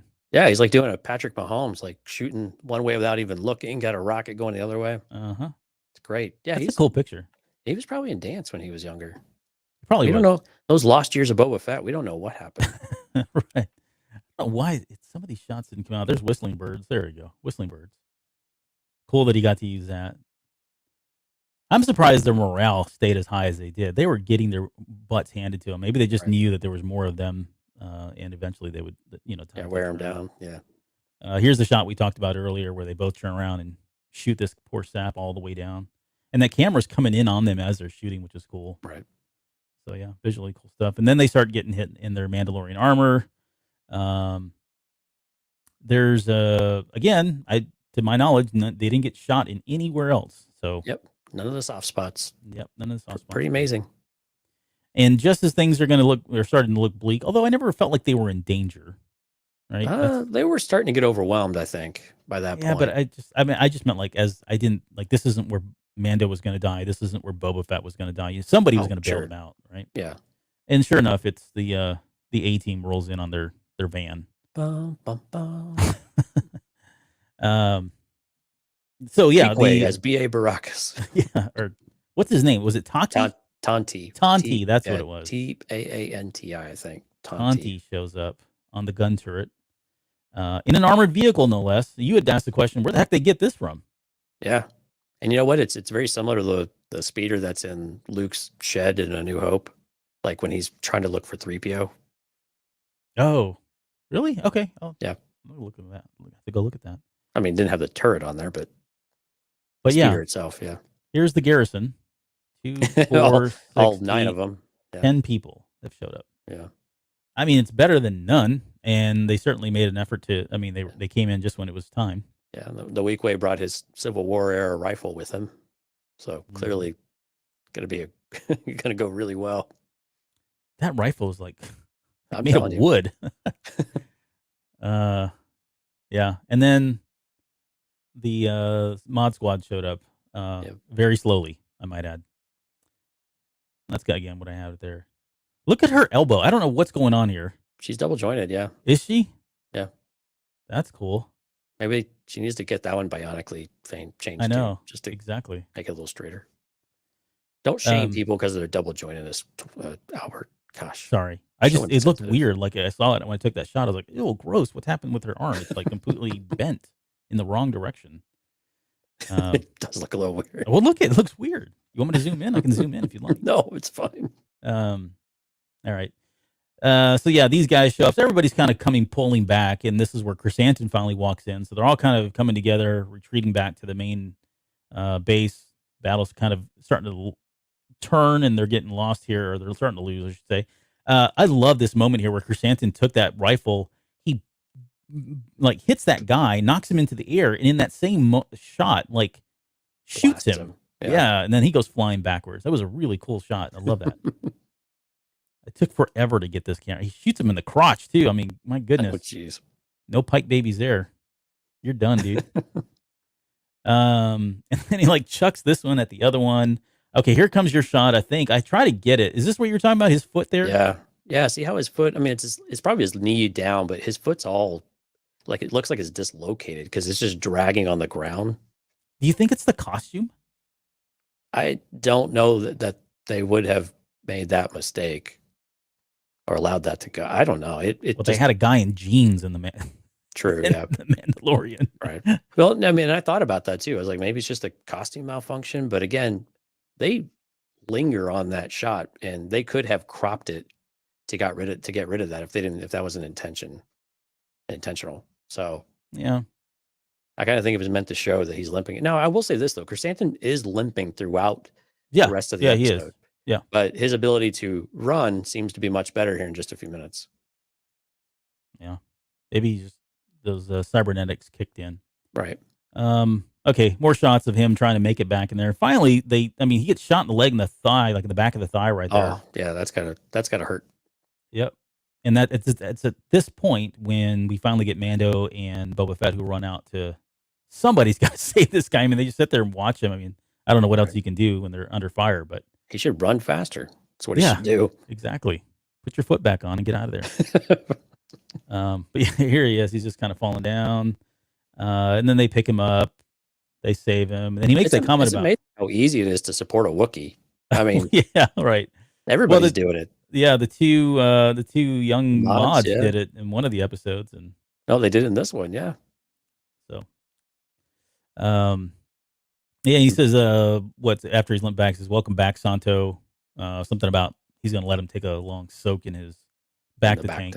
Yep. Can you imagine what the drain looks like after Santo has already used it? Like all the hair that's left over? That's disgusting. I wouldn't let a Wookiee get in my back. It's like it reminds me of the scene in Solo, but there was something where that was actually a thing with Wookiee hair clogging the drain and stuff. Is it?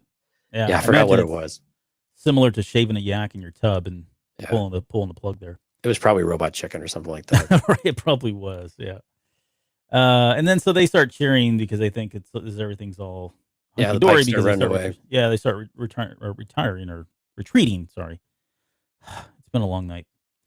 And we get Mando knows better. Yeah, he gets to see in his little vision there. So I did bring this book. I want to show it just because it's out there. I know this isn't the only book. I think in the Art of Revenge of the Sith, there's a picture of these as well. Here, let's pull you into into the main frame here. Oh, well, hello. Hi. So here's the Colicoid Annihilator droids from. So this is the the new Essential Guide to Droids book. You can find this in your used bookstore for all of about $5. Honestly, they're not. There's a ton of them that were made, but yeah, you can see it there. I don't know if I can. Oh, there we go. Yeah. So yeah, this was originally concept art for the droid Decause that eventually became the droid Decause from Episode 1. And it's interesting because as I'm reading this, they kind of took it right out of the book. We're not going to get into all the details, but when you look at the description and the weapons and how powerful they are and all that, yeah, they pretty much just lifted it right out of that book and said, okay, that's what these things are, and we got to see them in full force, so it's pretty cool. Right.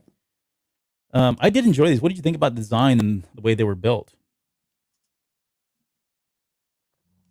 I love the design. I thought they were great, and I'm with you. I like that we got it straight out of the concept art and with very little tweaking to it at all. And when they had the shields, I was like, oh, I don't know how they're going to get into this thing. I was kind of hoping. I was with you. I think you had made a comment during like after we had watched on the watch party. You were kind of hoping for the pings to be a little bit more like they were in Episode 1, and they were there a little bit. Oh yeah, for the shields. Yeah, for the shields, like when Blast would hit it, and they were there a little bit, but it was very, very, very, very subtle, and to where you couldn't hear much of it at all. But I was hoping you'd get some of that same thing. But yeah, alas, the shields. No. Yeah, these were. I guess when we were watching the episode the first time, they looked more purplish tone to me, and now I realize that every time they got shot, they had kind of a purple tone that they took briefly, and then they'd go back to their blue.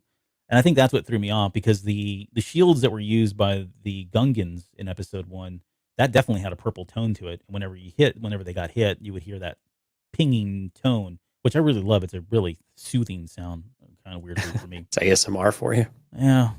Okay, I'm really getting into some weird stuff now, but nonetheless, no weirder than usual though. No weirder than usual, right? This is pretty mellow. But yeah, so when the shields went up, I thought, okay, that would be cool if they somehow adopted that technology, and now they've incorporated the Gungan technology because it's superior or something. But now it wasn't that way at all. But they were super overpowered, which is cool. Like, I'm not complaining about it. I love the fact that they weren't just the droid Decause where you just roll a grenade underneath them. Why didn't anybody have a grenade? That worked, right? Then they just roll a grenade and blow them up. That was in Clone Wars. You had to get the speed right. Oh, that's right. And there was an episode where they talked about they went in that whole thing. Yeah, when Rex is training Saw Gerrera's troops, right? Yep. Like when we get introduced to Saw and his sister. And again, I think Din makes a reference to that too, like energy weapons, and then the other ones they're too much velocity here, but this energy gets. Yeah, so there's not the right amount of thing. They'd have to roll a detonator at the right speed in order to get in there without it being deteriorated and worn out like it was later or degraded. Yeah, he says energy weapons can't get through and kinetic have too much velocity, is what he says. There you go. So yeah, it's all on the wrist. That's right. How they roll those droids in there. That's a good episode, by the way. I love that one. We're talking about. Okay. So more shots here that I'm cycling through now of the Scorpionic. Did I say that right? Yeah, Scorpionic droids, and they are called Scorpionic droids in there, by the way. Yes, so they are. In the book, even though I called them the whatever. Oh, the Colicoid. Yeah, the Colicoids. They are called Scorpionics as well. So is a scorpion a Colicoid? I don't know. I think so. Yeah, I think you're right. Scientific name of some sort? I think so. Genus. Look at us. We're Star Wars podcasters thinking that we know anything about biology. This is, have we ever seen this before? like through his little view, like viewfinder. I can't remember if we I have. don't think so. Yeah, we did a little bit when he fired the rocket at the ship. And Okay. yeah, I couldn't remember if we had seen it or not. It's Yeah. not a very it's not a very sophisticated complicated system. HUD, heads up display, or the overlays are kind of simple. I think I could fire this thing, but he targets both of them, which is interesting. Yeah. It targets one, and then it gets a little green square. He moves over to the second one. It targets that one, and then he fires the missiles, which didn't do a whole lot. Which was really, Right. again, I thought it was great. Yeah, and you can actually see it from behind the droid. You can actually see it exploding at the bubble, and nothing actually got through for just a split second there. Yeah, from the backside of it. There was some, and you can see the rocket taking off here. There was some controversy about whether or not, how did he get his rocket back? Because later on he has it, but I think he doesn't. I think he does not have it when he leaves to go get the Rancor, and when he comes back, he has another one. So I think he just said, "Oh, before I get out of here, let me make sure I got my wallet, my keys. Oh, and I need another rocket." So here's the we get this, the explosion. They're still coming, and here's where they finally blow up the tank. Everybody runs for cover. I was really hoping he'd smash these stupid motor scooter bikes, and that didn't transpire. But yeah, visually, this is some really good stuff, visual effects wise. Yeah, I was really happy when he brought the Darksaber. I was like, oh, okay, here we go. It's gonna. This Now is where it's gonna be useful. Yeah, but no, it's pretty much useless. Bang. Yep. And again, he's still struggling to use it, right? You can see the weight. Yep, it definitely showed up in this episode a few times, which was good. Very consistent about that. Yep. Now now we're on the scene. We're at the scene where Boba Fett's like, "Hey, we need reinforcements," and Mando's like, "Dude, you have no more friends," which I thought was you're all out hilarious. of friends. You're all out of friends, buddy. Sorry, hate to break it to you. No one else is coming. But why wouldn't? And again, there's so many holes that we could poke in this, to be honest. But this is one of the ones where I felt like, okay, he's going to get. Now, I wanted him to get the Rancor. Don't get me wrong, and I knew that was going to happen because they had already said it was going to happen, and we all knew it was coming. But why didn't he just get like Slave One, come back and like shoot these things and blow them bits? You know what I mean? Like drop a seismic charge and just end the entire town. But and they can just rebuild. That would have made a lot of sense, wouldn't it? Yeah. No. See, there's some pretty high firepower on that thing. I think it would have ripped right through them. Yeah, I think so too. Honestly, he's a skilled enough pilot. I mean, if he can fly the thing inverted, right into a Sarlacc pit, pretty sure he can miss a few buildings. Because I mean, the city basically gets destroyed anyway. Dad flew it through an asteroid field. Yeah, true. And Stephanie said this, and actually, we had this in the watch party too. A few of us had actually forgotten about the Rancor altogether. And so when he came back, it was almost a little bit of a surprise because it was just, for whatever reason, just totally didn't even pop into our heads. I was glad I wasn't the only one, so I didn't have to admit being just an idiot. So, but Steph, you're not an idiot. I didn't call her one. I said I was. You said you weren't the only one. Well, yeah, okay. Well, all right, whatever. I'm sorry. Again, I'm instigating. Gonna get me in trouble. Yeah, I know. You guys are gonna have to make up later. It's fine. I did you a solid. So he takes off and is gonna go get his Rancor. And then this was like the most unflattering moment for Din when he gets shot. He's got his hands. Oh, he gets tossed around like a rag doll at this point. Yeah. Thanks, Boba. Yeah, thanks. I'll be back. Trust me, it's gonna be fine.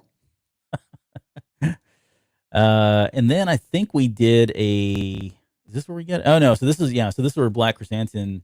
So the droids end up getting split. We've got kind of multiple fronts going on. You've got one that was chasing Mando. I think he was trying to do that intentionally, right? Split them up, I think, and lead them out of the area there. And then you've got the other one who's very slowly chasing all the people that seem to run about 3 or 4 times his speed. But again, we're not poking holes in that. But Black Chrysanthemum decides he's going to pull over and try to take some shots. It does look like he gets through, though. Did you notice that? Like the tone, like the color. So later on, it does turn a little bit red. Yeah, it turns red. Yeah, exactly. And here, when he's done taking his shots, which by the way, look at this guy over here. Like, what's he doing? Did you see him? Yeah, he's just watching the show. Yeah, like, dude, he's like, Santo, your guy is right there. Help him out. He's shooting this thing. But yeah, he does get through to it. Like you see it in the shot here on the right hand side. It's got that red tone. It looked like he was almost able to push through it as well with his. He was getting really close. Yeah, he was making progress there, and then the droid clearly doesn't have any issue with expanding outside its bubble and knocked him back into the wall. He gave him the old Rick James backhand, knocked him into the wall there. And this is here where the 90-pound woman with a bionic arm and a wonky elbow and a guy in an overcoat. Yeah. Decide to help a gigantic Wookiee out. Yeah. Here's the spin I was talking about, and I don't know if Tuan was on, but look, there's the bolt. See that bolt coming in on the left-hand side? Yeah. So, and it's really kind of hard to see. I get it. But where is it going? Over like towards Chrysanthemum? It would have hit. So if he had just stood where he was, it would have hit him like in the shoulder. Okay. Oh, it's hitting the wall. Okay. Yeah, it's hitting the wall in this shot. Yeah. Just if you go back and watch it, I think it makes more sense that. But again, he could have just ducked. But stylistically, it's just cooler if you spin, right? That's a good trick, as Alex pointed out. Right, and again, the mods do things a little bit differently too. I thought that was just them being themselves, flamboyant. A little, well, doing it with showboating, doing it with style. With style, maybe. Okay. Yeah, there you go. All right, and then poor Mando's they're still getting the crap blown out of him. They're kind of just chasing him along here. Yeah. And enter Pelimato and the rickshaw droid. Yeah. She brought her whole team with them. Although I didn't see the little BD droid. Yeah. Yeah, BD wasn't there. Oh, okay. I couldn't remember if I saw him or not. There's just moments in here. I mean, we're just kind of scrolling through some of the pictures and some of her. I think she did pretty well in this episode as well. Like I'm fully on board. I said that last episode, and I'm here to say it's the same thing. I actually enjoy her character now because it is kind of over the top, and she's very consistent about it, which is all fine for me. Right. He jumps on the back of that rickshaw. They pull away, and this is where we cut back over to this whole thing. I don't really understand this part very much. This is the most durable wall in all of Star Wars. I mean, you cannot get through this wall. Through it at all. Yeah. I mean, that thing is just. I mean, not only are the Pykes shooting it, but the droid is like unloading on this wall, and it will not go down. So yeah, good for them for picking that wall out. But the plan is they're going to go up on top and use their sniper or snipe down and try to, I don't know, whatever. And then she hands them the rifle, and which is all fine. I mean, they had their little character moment, and I think that's what they were going for there, which is it's all good. But then of course we get the big reveal that Baby Yoda's back, and I love the fact that he used the Force. He used the Force to like propel himself out, into Mando's arms. Yeah, it was sweet. It was very sweet. I almost cried. I mean, look how happy he is. I know, and he touched his helmet and stuff, and it was very sweet. Look at that look. You got the shirt. That is one cute. Yeah, you got the shirt. Man, I'm not even looking at my notes anymore. I got all sappy here when Grogu showed up. Right. Of course, he's like, well, Daddy's got to go back to work. Yeah, exactly. But he's like, I missed you too, buddy. What was it? He said, it's okay. Yeah, I missed you too, buddy. And then he says, what is he doing? Or he asks her, what is he doing? And this is where she gives the line about the Force works in mysterious ways. Yeah. And then there's a Scorpion. She's the one that actually drops the name Scorpionic. Yeah. I'm glad she just brings a weapon with her just wherever she goes. And it's a Jawa weapon. I'm sure she got that from her little, sex buddy. Oh, hey. They didn't say any of that stuff. Well, she just said he was furry. We don't know what that means. Okay, come on. We know got furry feet. No. This is a family friendly-ish show. Yeah. Oh, because I want to ask you about this because they didn't really. Yeah, I don't think he's using the Force here to destroy the droid. I think the droid is overheating from just going too fast. Okay, I watched it again, and his hand goes up. It does, but it's kind of waving a little bit. I think he's using the Force like a. That's not how the Force works. And Set and Spike, good job, Jonesy. Okay, now I thought in my first viewing, so for kind of where what we're talking about here, I asked the question about. I thought he used the Force to like pull a piece off the droid because he wanted something to play with or whatever. Because his hand goes up and they cut immediately over to this droid who's starting to smoke. It does. And I thought, well, maybe Grogu did something unintentionally that made them flip, which is in this scene here. But no, I get it. It probably did overheat because she tells him step on it, and she throws a hammer at him at one point. Right. Comedy gold right there. Yeah. I like how Mando has to use the jetpack to go and save Grogu here, though. Yeah, he does. He gives it a little burst just to catch up with the kid. The sad thing is, if you listen to this scene, you can hear Baby Yoda like screaming, like if you've ever thrown a baby. No, I'm just kidding. Yeah. Don't throw a baby. That's not a good thing. Oh. But yeah, there is a baby that's like screaming. He has that same voice. Yep. They use the same voice in there, which I thought was funny. Because babies flying through the air. Oh, here's your favorite moment of the episode. Yeah, I thought I captured it. Helimoto's spitting out a tooth. Yeah. I mean, this girl can't catch a break. Yeah. She's got the worst perm on Tatooine. She's got a tooth missing. She's like lowered herself to making out with Jawas. I mean, this girl needs help. And unfortunately, it's going to be Major Domo, I guess. I don't know. Here's the, we get back to this thing. The droids all kind of turn around. We get that noise. Yeah. I didn't get the shot, but I did like the little, the back of the Rancor. Just you could see it kind of cresting over the top of the building there at one shot. Right. Yep. It reminded me of like the tail on Dagobah, or the one that we see in, is it Last Jedi or Force Awakens? Yes. Yeah. Over on Octo. Yeah. Yeah, we see it just kind of come out. Anyways, it reminded of that. Just it's very much reminiscent of, I mean, of course, this is a huge like King Kong. Yeah. Sure. Yeah. Fanboy show, for the most part for it here, but also reminded me of Godzilla. And some of this actually reminded me of like Godzilla, King Kong versus Godzilla, with the way that they were fighting and whatnot. So it was very monster movie-ish back with all the movies that they grew up watching. Yep. Sorry, I've not been paying attention to the chat here. This is getting wild. Okay. Yeah, it was. We're back on track though. Tuan says it was the Force. So there, we've got confirmation that he was using the Force to destroy the rickshaw droid. Yep, Tuan has made it so. Yep. And then he also says maybe it was chewing gum that she spit out. No, because she does have a tooth missing the rest of this episode. Is there gum in Star Wars? If there's not, there will be. Well, there is now. Yeah, right. There is. Of course there's gum. Come on.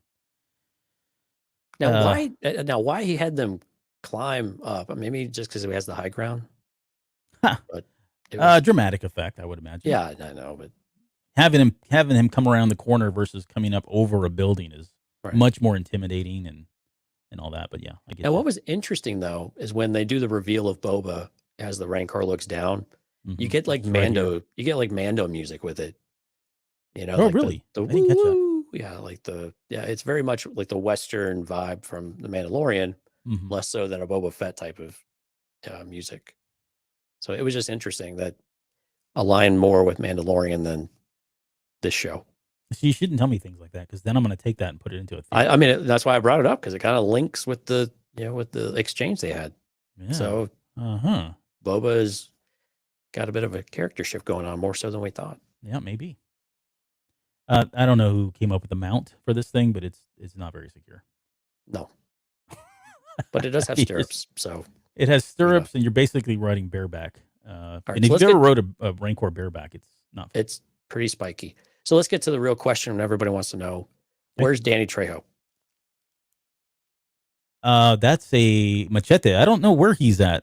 Yeah, you would have thought he would have like come and helped, or maybe not. He had to take a nap. He had to go run to the store, get some more food. Yep. And that's what he was out. He was out making a run for food. And we also never got a name. We still don't have a name. No name. So yeah, here we go. Rancors are pretty mobile. I'll say that. Much more mobile than I think we gave him credit for after Return of the Jedi. I mean, we saw that with Moochie though, right? I mean, Moochie was kind of a younger character, younger Rancor. Right. But yeah, it was, she was all over the place. She was jumping everywhere, destroying everything.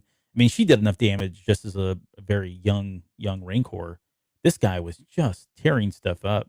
Right. Did you get the sense too that like as long as Mando was with the Rancor, it was like not out for like destruction, and then once they separated, that's when he went kind of crazy or went off track? Or was it a combination of that and the fact that those idiot mods were shooting this thing? I'm like, yeah.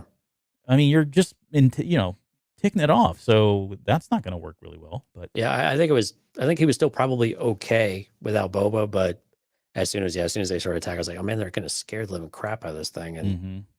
he's not going to. He's going to start acting up, and they're going to get all sorts of things they don't want. I think it was somebody in the chat had mentioned that when Mando tried to mount the Rancor, it bucked him off immediately. Like, so that bond Yeah, definitely means something, which I think is a good theory. I like it was. Well, we'll talk about it when we get there. Yep. Yeah. Okay. But yeah, this is where you could really start to see where the Rancor is pushing down on the shield. You could really start to see this the red part of the shield wearing down and starting to degrade. And you can start to see, I think you can even see a claw coming through it as well. Yeah, I've got another image here. You'll see it right here. I don't think I got the claw all the way, but yeah, but right in one of those, and then it's weak enough where Din can get in there through the back. mm-hmm. Yeah, visually this was all really cool stuff. It was cool, yeah. Just to watch. And I'm with you. This is where the CGI for the Rancor was actually pretty solid all the way through. There were only a couple of moments where it was a little, like you could tell something was a little bit different, but yeah, really practically no complaints about the Rancor scene. It was really, really well done. The Rancor went full King Kong, and Boba Fett is the blonde girl that calms him down. No, Josh, baby Yoda is the blonde girl that calms him down. Yep. Faye Dunaway. Is it Faye Dunaway who did the original? I think so, yeah. Character? Maybe not. Here's it takes a shot, and I thought, so when this happened, I thought, well, maybe Grogu's going to heal the Rancor, because it's a pretty brutal shot there. Yeah, it didn't seem to phase it afterwards. But yeah, he does have a chest plate on. Oh, does like he? an armor? Yeah, it does have an armor that's plate. cool. Yeah, I didn't realize. But that. you could see it's right there along the edge, though. So he did take a pretty good shot. He actually takes several shots throughout this sequence. Yeah. This is where Din finally gets through the red part, where I guess where the shields have come down, and pulls out the Darksaber. This is a great moment where he cuts the first turret off. Then he stabs it through the top, which was awesome to see. He's just picking apart this thing.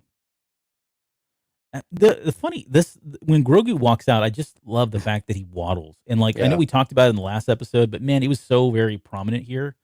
And it is very similar to what Yoda does. Like if you look at Yoda and the way he walks, it is kind of more of a waddle. And I know it's probably realistically it's because that's how the puppeteering has to work for it to, for the. I always thought Yoda was more like a lurcher of sorts. He's kind of more of a bounce like forward.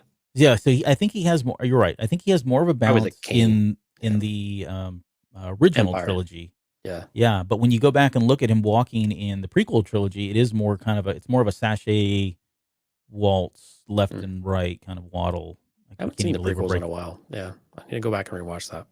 We need to do a whole episode on the gates of different characters. That's right, and then we can revisit the Kane episodes. Yep, the walking stick episodes. That's right, walking stick.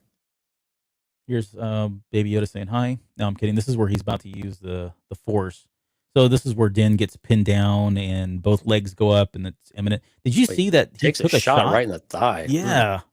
Yeah, it looked like it kind of, went off to the side because it hit the armor plating, but yeah, that's going to leave a mark. Yeah, that did not feel good. Yep.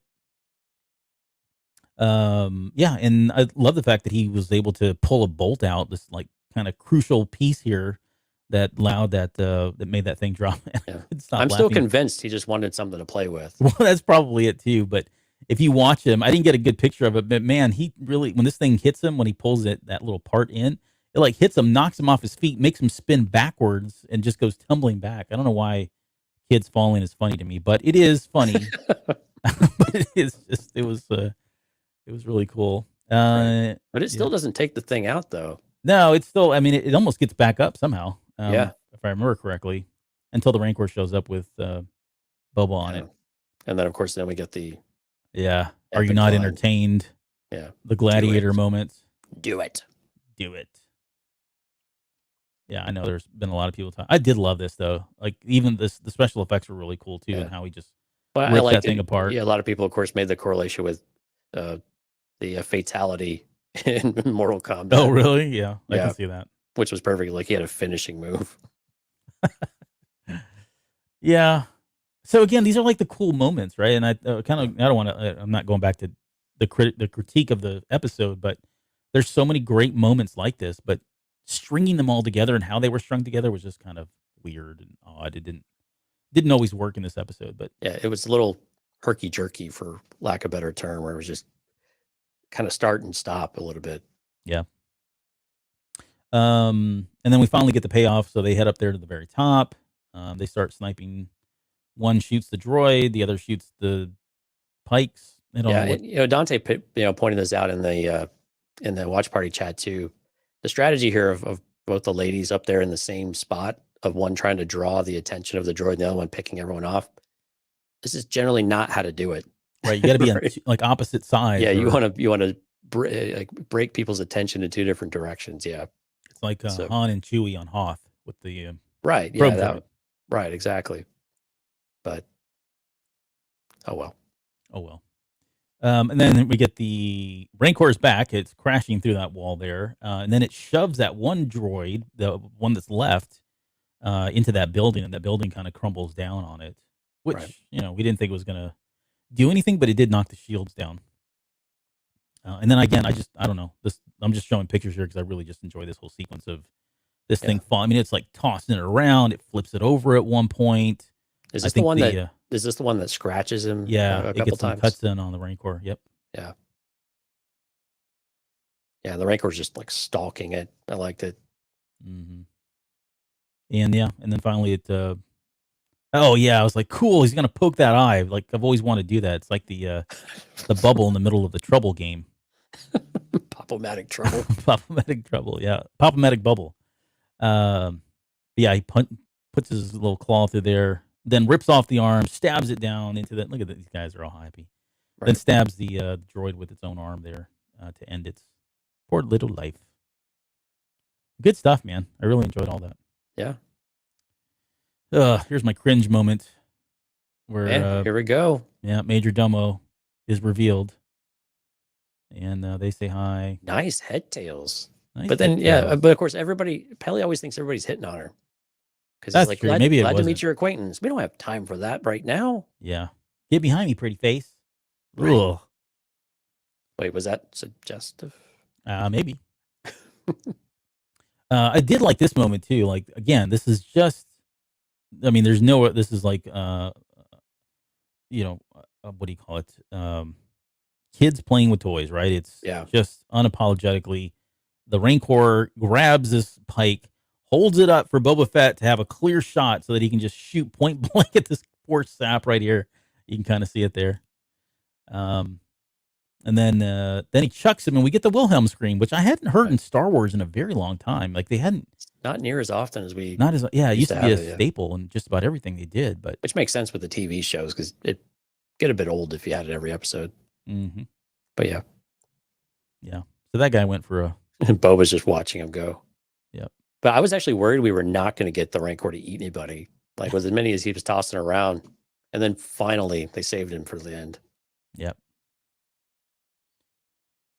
I like how he here's- looks. He looks at the side, and the guy's legs are still like hanging out.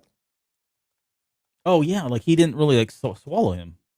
Yeah. Well, yeah, not yet. Not yet, because I think it's. I don't think I got the shot. No, there is a shot though. You're right, where he's like churns and the legs are just kind of dangling out of his mouth there. Right. And then enter Cad Bane, and I know a lot of people had a problem with this because Cad Bane just walks up and starts hosing him down with fire, and out of all the other things that have already happened to him, he didn't Yeah. leave. But Fire Cad is the one Bane's- thing. Yeah. Yeah, fire is the one thing. What'd you make of that? Well, I mean, I didn't get the. I don't have the RPG card to see what the Rancor's weaknesses are. So, but yeah, I guess it's fire. I guess they don't like fire. maybe it is fire. I mean, there's got to be something, right? Right. And the Rancor's kind of stalking him back and forth and and he's like, I'm just done with you. I'll just go and rip everything through the city. And this is where Boba gets tossed. Yeah, gets tossed off the Rancor. And of course, we see that he's got his gaffy stick with him this time around. Yeah, he picked it up while he went back home, Mm-hmm. and then he's got the missile now too. Yep. Makes sense. Checks out. All right, let's get into this and Yeah, the here we whole go. second showdown here of Boba versus Bane. There's some great lines in there. He says, I've known you for a long time, Boba. One thing I can't figure out is what's your angle." And I love that he said that because we've Yeah. talked about that too. Like He was this, speaking for all the fans. he was, yeah. Like this is the second time he's done it. Yeah. Like this doesn't really make sense. This isn't you. What are you really trying to get at here? What are you really trying to do? And when we get to so next week we're going to do a kind of series wrap up, kind of talk about the series as a whole. And I think one of the critiques I'm going to have is I don't know that I don't know that I was fully on board with understanding why Boba had such a bond with the folks of Mos Eisley or Mos Espa. I get he was with the tribe, and that's probably it. But I just didn't feel like it made that case strong enough, right? That he was so like, I'm all in on these people, live or die kind of thing. Right. But nonetheless, this is what he says. He says, "This is my city, my people, and I'm not going to abandon him." And that's when Cad Bane takes that cheap shot of like the Tusken. He says like the Tuskens, which I thought was like, whoa, that's pretty deep. And then the next line is, "Don't toy with me. I'm no longer that little boy, and you were an old man." And so that's a cool callback because one thing they've not really explored is the relationship that these two had, right? Right. Bane wanted to train Boba Fett for like horrible reasons, if I remember correctly. Like he wanted to train him just so that he could get into a fight and prove that he was still the fastest, shot in the West, if you will. But they did have a relationship at one point, and we've talked probably ad nauseum already about the last showdown that was never shown. It was filmed for Clone Wars. There was a rough scene of it that's out there on YouTube, Right. and that's where Boba gets the dent in his helmet, and Cad Bane gets that metal plate that we saw in the Bad Batch when he took his hat off that time. So we never got the context of that, but again, this is all kind of playing out. We're getting some of that history there. Yeah, he says, "I'm still faster than you," and he says, "Yeah, that may be true, but I have the armor. Let's find out." And then we get into the actual showdown. Yeah, and Cad's still faster. Yeah. Now I'm just kind of scrolling through the pictures here. Yeah. But yeah, there's Boba, and he does get a shot off. He does, yeah. And I it's didn't see actually where it went. I didn't see where it went though. Yeah, I don't know that they show it because Yeah, here's the other shot, which is Cad Bane getting his pistol up and shooting. But Right. I don't remember ever seeing it come through the frame. Right. So, but yeah, he takes a shot in the arm. So it's cool because he doesn't hit him in the armor. He actually shoots him in the one place where he doesn't have armor, which is what we've been talking about with Mando, Right. especially. Is like, Yeah, why don't shoot they him. just aim for the non-armor spots? Shoot for the squishy spots. Yep. And this is where he just starts to use it to rub it in. Yeah. He says, "You gave it a shot. You tried to go straight, but you've got your father's blood pumping through your veins. You're a killer. This isn't the first time I beat you out on a job." I mean, all that stuff is just digging at him personally, Right. for a lot of different reasons. He tries the flame against Cad Bane, and Cad Bane stops that, shoots him again. So now the second shot he's had, and he's kind of laying on his back here. This is where he rips his helmet off, which I thought was pretty intense, and says there's no shame in it, which meaning, hey, just give in. You're going to die. There's no shame in dying, right? Right. And then he says, this is and so I know I'm reading all this, but I just really like the dialogue here. He says, "Consider this my final lesson. Look out for yourself," which is very like echoes like Solo and what's his name? What was his mentor's name? Beckett. Yeah, like Beckett kind of had that same message, right? You Yep. can't really trust anybody, kind of thing. Right. But he says, "Look out for yourself. Anything else is weakness." And at that point, this is where now, here's something I haven't had a chance to go do. But this is the moment where Boba Fett is he kind of closes his eyes like, fate's coming. And Right. then very quickly pulls out his gaffy stick from underneath him, trips him, beats him down, and stabs him, right? But I Right. want to go back and watch the episode where he's training with the Tuskens. Because I want to say, isn't there a moment there where he has her on the ground, like he knocked her down, and like she did some kind of a move and like completely like knocked him over, flipped him up, and then she was above him, and that's when she reached out and I took his believe hand. so. Do you remember Yeah, I believe that? that's right. Yeah. I'm trying to remember now if that was that move, and this was a callback to that same move. Like he did the same move that she did to him, and that was part of the training. I just haven't had a chance to go back and look. Yeah, there was a scene where he bested her, but then he got, I don't know, he got cocky, but then she just she just turned it right back around on him, which is pretty. I mean, it's a bit of a trope, right? Yeah. You beat the master, and then the master shows you something you didn't see before. Yep. But yeah, he rolled over. I mean, I'm glad you got a good screenshot there because I had to go and really play it. It was a tough one to get. But he rolled over and took it like in the shoulder, or maybe just right in the side of the breastplate. Mm-hmm. Is where he took the blast from Bane there to whip the gaffy stick out. Yep. That's where he punches him or like hits him with the blunt end of it. Oh, and then we get all crazy eyes over here. That's right. So the question came up. So is he a killer? This confused me. Is Boba Fett a killer? Yes, he is a killer. Yep. I think people make him out to be more of a cold-blooded killer than he really is, to be honest. He was all about the job. He was always the one that would get their man. He was always known for getting their man or getting the bounty. So yeah, he is a killer for sure. Yeah. I mean, and him killing Bane makes sense because he's going to keep coming. I mean, I mean, if he lets him up, he's going to just come right back at him. So it's like you said, it's time to finish it. Yeah, and this is the old Boba Fett now, right? That's come back. So this is no longer the person that is, trying to rule with respect. That's all out the door. I mean, this is on such a personal level. Yeah. It's so different than anything else. It's really none of this other stuff is really kind of playing into. There's just so much history between these two. I like how Bane's hat is still on his head, though. Well, not when he dies. Not until he dies does it actually come off. Yeah. But yeah, look, there he is. Well, Bane tried to pull out the left gun on him. The flame. And Boba was like, all right, that's enough. Yep, you're done. Haka. Yep. The Haka slash. The Haka stab. Yeah, gets him right there in the chest. Now, do you think he's dead? Yes. I think so too, but I see a lot of people still like, no, there's, he's going to get pulled away. They're going to, I don't know. Fennec Shan lived. Why would he? I think he's dead, man. I can't see him. If I were Boba, I'd probably go and make sure the body was burned and everything else. True. I don't think Boba just left him here. Right. There was probably more to it. Probably put him on the wall in the palace. Yep. There's a lot of symbolism here too, and we probably don't have the time to get into it. But the fact that he's killed now, he's killed Cad Bane with something that he made with his family, which, is what Boba Fett was kind of shaming him for, right? All that. I mean, there's a lot of that in this episode. It's pretty deep if you think about it. Right. But I did enjoy the fact that it was with the gaffy stick. And here's those shots I was telling you about that Rodriguez does. He gets this one here, then he cuts over to this one, and then he cuts over to that one.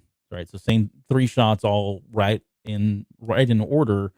And they're that's not normally something we would see in Star Wars, but it is a little different. Right. And the final shot here of Cad Bane riding off into the sunset, if you will.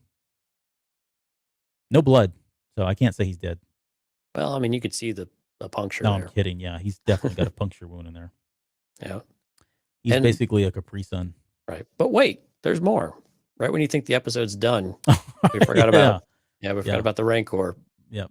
The King Kong that's running around.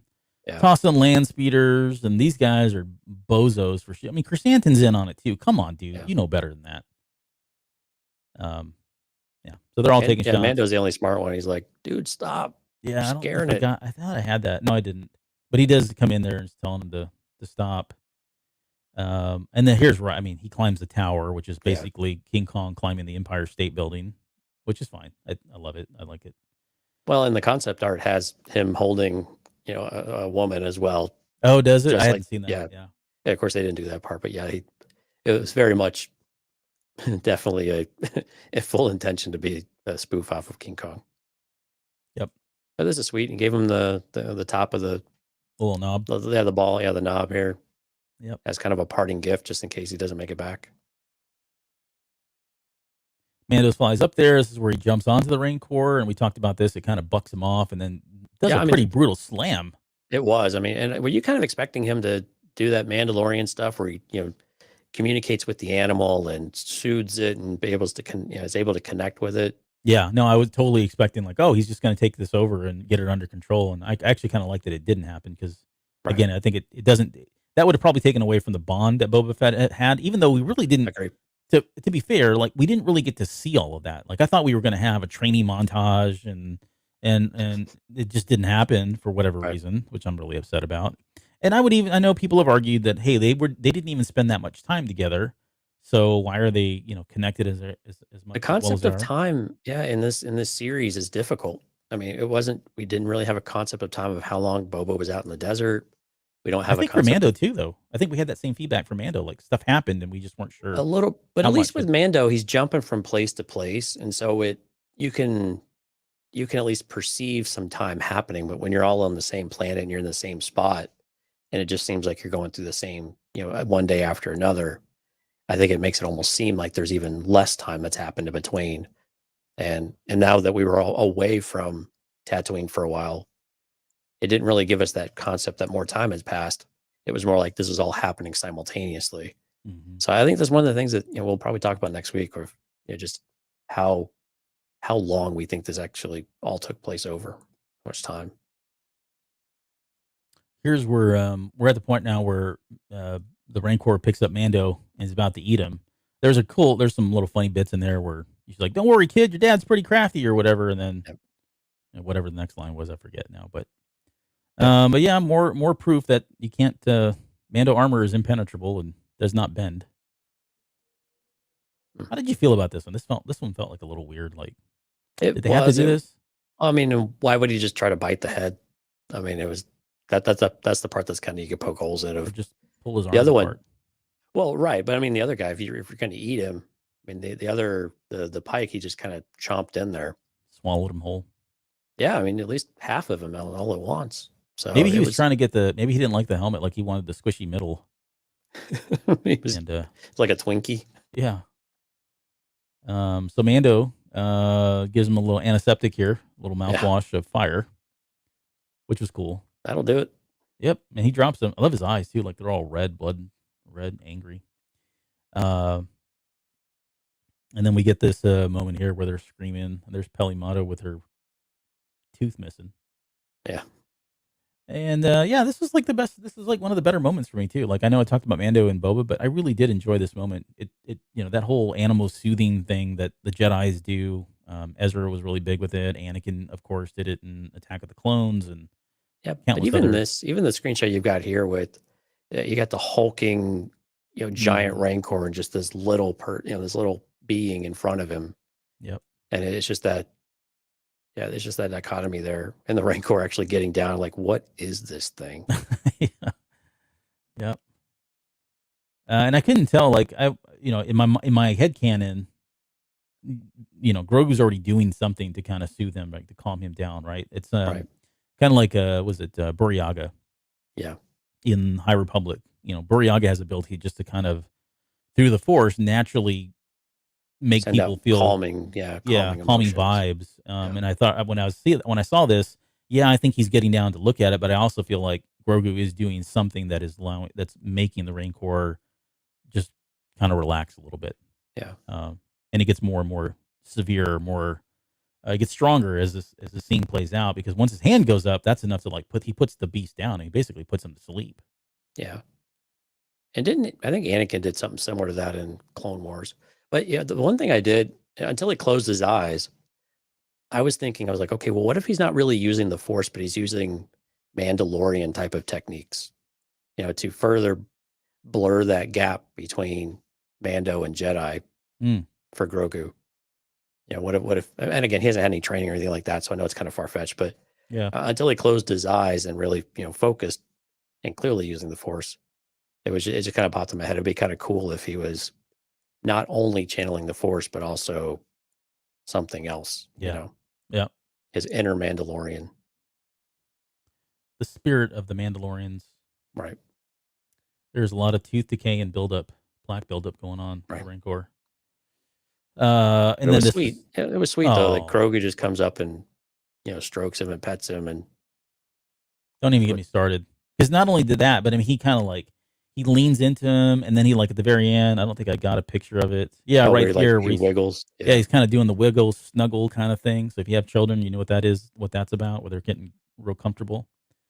But yeah. Oh, and then we get Fennec Shan finally getting to be Fennec, the master assassin that we know she always has been and wants to be now. I'm sorry, hold on. We're breaking for a Rebels reference, which we have to break into. It says, so is this an Ezra technique to subdue the Rancor? Yes. It's just like Ezra. So good one. Okay, now back to the main program. Here we go. And I don't really have I mean, this is a pretty short moment, but they're all kind of ticked off that the Pykes are like, well, Yeah, we're out. see you guys. Good luck with the planet. Didn't really work out. Sorry to see that. But we're going to leave. And they're like, no, dude, you're not leaving at all. And of course, you got the mayor who's still like freaking out about all this. But yeah, I didn't know who this was at first, to be honest. I wasn't sure if it was going to be Fennec or there was somebody else. At this whole entire episode, I was waiting for like a big reveal. You know, Right. more than the Rancor. I wanted like a new character to pop in. I thought, like, who could this even possibly be that would be walking on the roof? But then, you know, again, sometimes the most obvious answer is the right answer. Right. But nonetheless, it was great. We got to see her basically kill all these people. She finally got out of her system. She's been itching to do this since the very first episode. Hung the mayor and snapped his neck. I know. It was pretty brutal. Yeah. The sound effects were really great. You can kind of see him there with his little dangly 3-toed feet. Yep. And then I don't know where she came from. It's not really important. That's the whole point, right? She's an assassin, but she comes out and stabs him in the back with her dirk blade. So, yep. And then she sneaks out. Job mission accomplished. Game over. So again, I don't know if that was the command and control, and she finally got around. It's like, hey, you're a little late, dude. The battle's already over. Right. But at least she got her kills in. Yeah, and so it kind of wraps up with Mando, with Boba Fett walking through the streets. Again, I guess he's earned the respect of the people. So what Drash said was correct, that was, something that was going to win them over. And I think it definitely does. I mean, these people are coming out and they're constantly bowing to him. They're bringing him gifts and his people. But there's a curious line in here where, she says like, hey, if not, we're not suited for this, right? Right. And she says, if not us, then who? So who do you think? I think they're kind of hinting. Well, they're hinting at what? I don't know where this one goes. Oh, well, my theory is maybe the obvious one is going to be Cobb Vanth is somehow going to be in charge of, maybe he's the mayor or something, but they teased him at the very end. But I don't know I don't see them when she made that comment. I don't see them sticking around. I don't. I don't know. I think it was a rhetorical question. I think they intend to stay. I don't think they're leaving. Why would you go through all of this and then bail? I think Boba was just uncomfortable. All of a sudden he's on the other side and he's actually admired and have adulation. And he's like, this is weird. Mm-hmm. Like, I don't want all the attention. He just wanted to kind of sit in the palace and collect the money. Right. And so this is the other side of it. Whenever something goes well for you and everyone's on your side, it's a little bit uncomfortable because I think he's also going to feel the pressure of, again, now they are going to look to him as a leader, potentially. Maybe. I don't know. I mean, and that's a whole nother ball game than just being a crime lord. Yeah, I would say like if this is where Boba Fett's story kind of ends, like the excitement, I guess, because I don't know how much excitement there. I mean, I'm not saying there can't be. There definitely can be, but right. It feels like if they're going to want him around doing more, I mean, he could leave and go help out on missions and right. step away temporarily as the mayor or whatever, or as I don't know what he's going to be at this point. But yeah, it's a good question. I mean, I don't know how the city's going to rebuild now. All these the heads of the different groups are gone, including the mayor himself.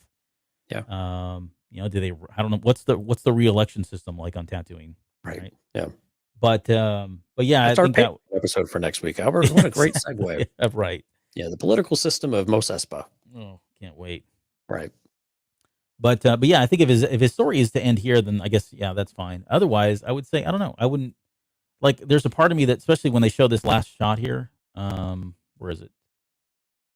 When he right here tosses them the fruit, and they're all just kind of hanging around. And they're all kind of hanging out. I mean, I saw this and go, oh, this is now a team. Like this is their team. It's going to be those two, Chrysanthemum. I don't think Pelimato and Major Domo. I think they're going to stay where they are. But I can see some further adventures where this is the crew that's going out and doing stuff. You notice You notice what's with them, right? The mouse droid or the Yeah, the rabbit droid. Rabbit droid? Yeah, the rat catcher. Yep. Where'd he come from? I have no idea. I have no idea. I mean, I think they kind of established him as a character though, because he showed up later on in the palace and he was still running around, so he's part of the crew. Yeah. But what was it? 88 or Yeah, 88. yeah, he's not in here. He's not in this. I consider him to be part of the crew. True.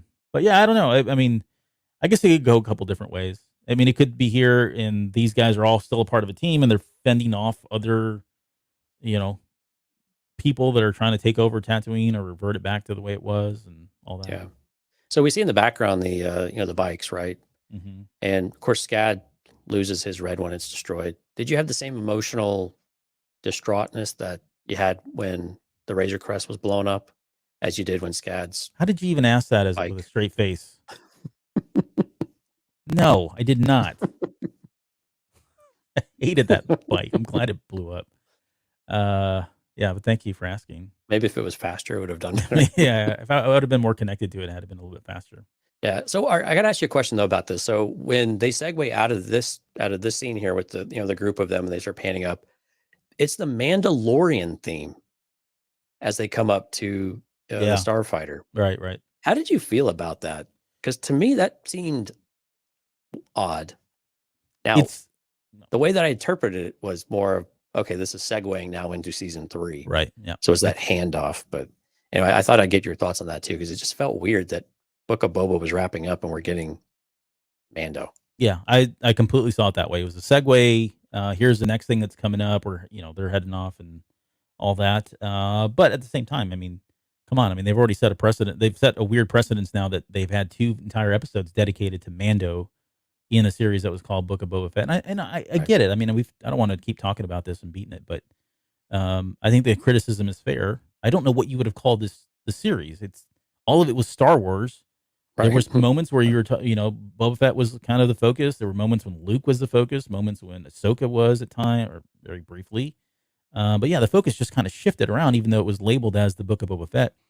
I truly believe, though, it is part of a larger narrative story that's going on, and it just, they've got to call it something. And because it all is interconnected, like a book or a comic book series, you're going to have pieces where you branch off and you tell that one side story, and then that builds on the next one, which is what I said about why episodes 5 and 6 now made sense. I don't necessarily know that if I agree with the way it played out, but if you didn't have that, then Grogu and Mando don't show up.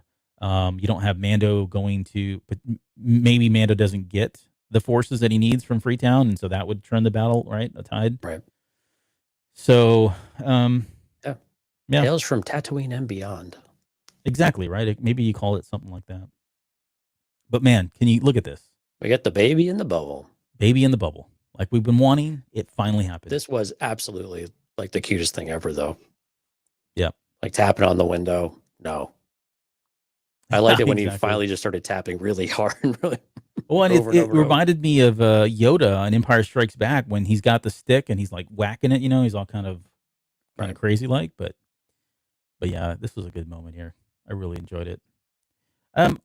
We'll get into this. Let's not. I want to talk it when we get to the next show, or we get to the next episode. I want to talk about the fact that we end season 2 of The Mandalorian with Grogu leaving. I was not expecting that they would be together in only 2 episodes of a show called The Book of Boba Fett. Like something feels super rushed or expedited. And I don't know if that's because of the changes that were made around Rangers of the New Republic. Is that playing in here? That they have to okay, we're just going to, we were going to make this story a lot longer. But now that some of that's changed, so we're going to have to just wrap this up because we got to get on to the bigger storyline. I know I said we were going to talk about it here. I am yapping about it. But yeah, I don't know. It feels weird that we're ending this season with Mando and Grogu together, and we're going into season 3. And if you watched season 2, and you haven't seen Book of Boba Fett, boy, are you in for a treat. Or you're in for a big surprise when that opens up and you see these 2 running around in this new ship and the baby in the bubble thing and all that. I don't know. It's going to be it's just kind of weird. Yeah, we'll talk about that one because I'm with you. It's a little bit little bit different. But I'm on the other side. I think it was all pretty intentional. But No, we'll get into some details next week. I feel the need for speed. That's what I had in there. And then here's the Nook of Boba Fett. I'm going to keep using that. Yeah, and the final shot, that is definitely Cobb Vanth in there. I don't know why people were like, "Who is that?" And, Right. Couldn't tell by the hair. yeah, it's the hair, dude. Totally can see that. And then Thundercat. Thundercat. Yep. What do you think they're going to mod on him?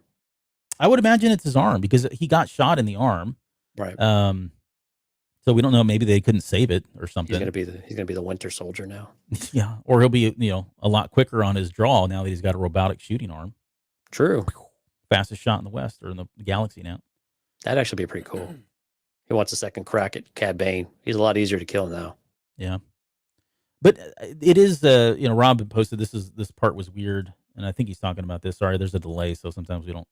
What we see in the chat isn't what we're talking about at the time. But I would agree. Like they show this, so I mean, they're signaling Cobb Vanth is still alive. Okay, cool. Right. Where does Cobb Vanth fit now, though?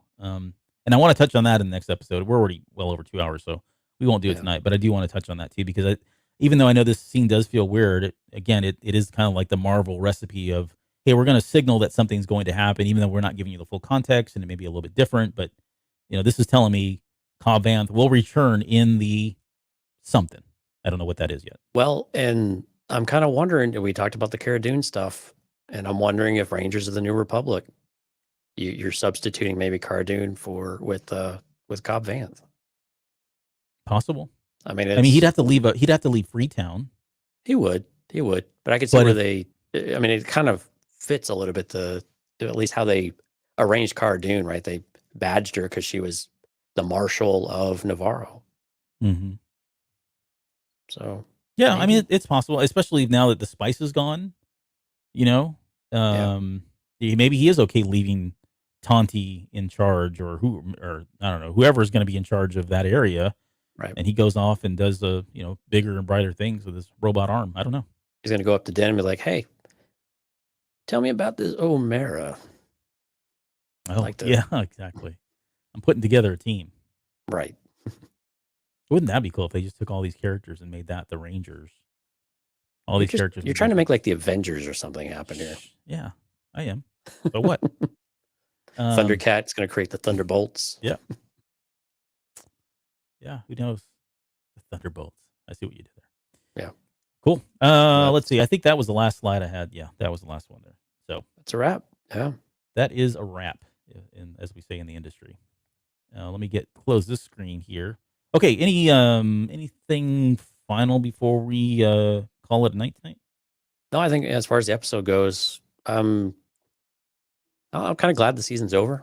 It's been a kind of an up and down ride here, but I think we finished on a high enough note and brought it back and did resolve many of the loose ends that we had, and we're not really leaving with a bunch of open questions, or at least a bunch of like must have questions, like that we have to have these answered. And it's always a bit satisfying when that happens.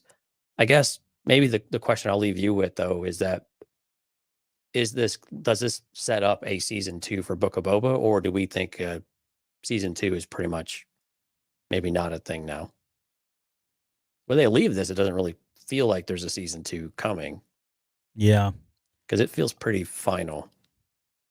I think there is wrapped up. Yeah, I think there is, but I will save some of that. I want to talk about more next week. But no, we do need to talk about it though, because I want to dig into that a little bit more. But yeah, I think there is going to be a season 2.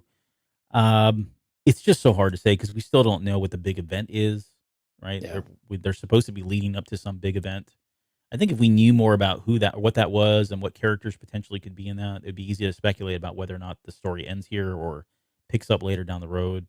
Right. If I go back to my original whole theory or whatever of the Mandalorians being reunited, and in my head canon, yeah, I'd love to see Boba Fett be on Mandalore and be accepted as a Mandalorian through Din, right, and his beliefs and all that. But again, that doesn't require a Book of Boba Fett series, though, right? No, yeah, it doesn't. I mean, he could just again leave and go be part of that storyline some way, right? And that's kind of why I'm in that ballpark of what story do they want to tell? We've told the one of Boba Fett that we have always wanted to know about, how he got out of the Sarlacc pit, what happened, and we got some pretty good stuff there, I think, and I think we got a lot of the answers we wanted, and kind of an interesting season. But I mean, it's like, what else do you want to know about Boba Fett at this point? Yeah. And I think that's maybe something we explore next week. But I'm kind of thinking we're done with Boba Fett. Not that the character and Fennec aren't coming back, but I think with the Book of Boba Fett, I kind of have a feeling that this is it. Right. No, I Especially agree. since the reception was a bit mixed. I'm curious if that'll weigh into whether they do a second season. I mean, it always does from a financial standpoint, but I'm curious how well it's done from a viewership type of angle. Yeah. I mean, I think it's gotten, from what I've heard, it's not done bad. I mean, it's probably no Mandalorian 2, but I think it's getting pretty good downloads and views. Okay. It's really hard to tell any of that. They don't share a lot of those. Yeah, they don't share that information. Yeah. The only other thing I would say is if the powers that be know what the story is supposed to be, right, beginning to end, and so even if this isn't successful, if I'm a company and I'm invested in the long-term storytelling and all that, right, I'm probably, if it makes sense that if we have on the map that we're going to do a Book of Boba Fett season 2, it's already been laid out, or it was set up so that we couldn't have it, and we need that piece of it to kind of tell this bigger story. I think they would do it, right? I don't see why they wouldn't. Well, you could also say, okay, well, are there ways that we can restructure this and fit some of that story in with these other ones, right? Mm-hmm. Yeah. But again, there's a lot of ways you can do it, and again, we'll talk about it more. But it was just interesting. But anyway, for the episode, overall positive about the episode. The more I've watched it, the more I've been able to sit back and just enjoy it. Weird moments and all with it, but overall, pretty enjoyable episode. Definitely favorite parts had been Cad Bane and Boba, and then I think the Rancor stuff was actually pretty neat. I had a lot of fun with that one, and I was glad that they really gave the Rancor opportunity to shine, but then also still showed it as a wild animal. Yeah, so I think that was cool to kind of keep the mystique of the beast alive. It wasn't totally tame. Yep. No, I'm with you. Again, just to kind of recap and close out, I enjoyed the episode. I enjoyed it quite a bit. If I was really thinking about this and I want to be critical, there's plenty of things to be critical about it. Sure. We didn't even touch on half the stuff that we could poke holes into, honestly. Right. But that's not what Star Wars should be about, in my opinion. We should just go and watch this thing and enjoy it and talk about it and speculate and make fools of ourselves when nothing comes true. And I love the things that you got and let go of the ones you didn't. And I think if you go in with that mindset, not only for this episode and the series and Star Wars in general, I think it opens your eyes up to a lot more of the fun that's in Star Wars. And what I mean by that is like some of the stuff, like a good example of that is Resistance, right? As much crap as that series got, if you went in and really looked at the stuff that they gave you and just weeded out the stuff that you didn't get, that you wanted to get, which the expectations on that show were just crazy high, it's actually a pretty good show. But if you can't get past that, then it's kind of hard to take in, and it's hard to not be critical about stuff like that. And I think that eventually over time, that really starts to wear on your, I'm going to call it a Star Wars soul, or Star Wars spirit. I know that sounds kooky and corny. No, but I think it's exactly right. Yeah, I mean, it starts to have take its toll, and you start to become kind of bitter and not really up for it, and you start criticizing everything that happens and every decision that happens, and it's the path down the dark side, if you will. Yep. It's not a fan for. So I tell you what, before we wrap up, why don't we give some shout outs here before we go? So again, thanks to our Patreon members. You guys are awesome. In the chat tonight, we had Stephanie, we had Jonathan, Twan, Katya, Alex, Lauren, Qui-Gon J came out. Katya, good to see you. Keaton, of course, new Patreon. Hard countered. Decided to put off streaming over to come say hey. That was cool. Who else? We had Leland. Thanks for coming out, Leland, on the Facebooks. Who else do we have here? William George. Chef Chris came out. Chef Chris, you were really quiet tonight. You need to speak up more often. He's been really quiet lately. I think I already caught it. We had Dante came out after he put the kids to bed, so appreciate that. We have you calling your brother a jerk in the chat. Yep, he is. He knows. I think that's like happens every week. Yep. But yeah, if I miss someone, I sincerely apologize. I'm kind of scrolling through all the chat we had tonight. We had a lot of good conversation though, but If I did, know that you are appreciated. Oh, Josh, there we go. I knew I was missing someone. And Rob. Okay, cool.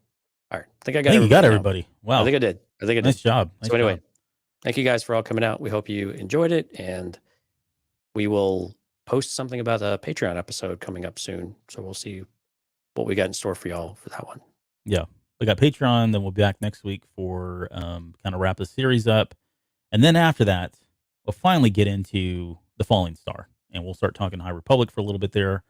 We got to get caught up on the comics. I want to get caught up on the junior novels as well. And then I teased this the other night, but we've got so we doing the High Republic, and then we have that. We still have a show. It's in the backlog. It's coming. I definitely still want to talk about the Rule of Two, and I want to get that done before Kenobi gets here, because once Kenobi shows up, I mean, it's all off. Plus, we got Celebration coming up as well, so we got to start prepping for that. So it's going to be a very busy couple months in the foreseeable future here. Yeah, last time we did Celebration, we did kind of a Road to Celebration series where we talked to, I think it was becoming like an Earglue Media get together. So we did some interviews with folks and just looked at expectations and something like that. So that might be a little bit fun to do with anybody that might be going to Celebration. So if you guys are heading out to Celebration, ping me over on Discord, eargluemedia.com/Discord. I'm just Jonesy in there. And if you guys are showing up there, I'd love to hear from you and kind of what your expectations are, and share things you're looking forward to, what you think we're going to see. That'd be really cool. And if we get enough responses, we'll do a little bit of sharing on the air. Yep. Okay. Well, with that, I will get out of here, and we'll see you guys on the next episode.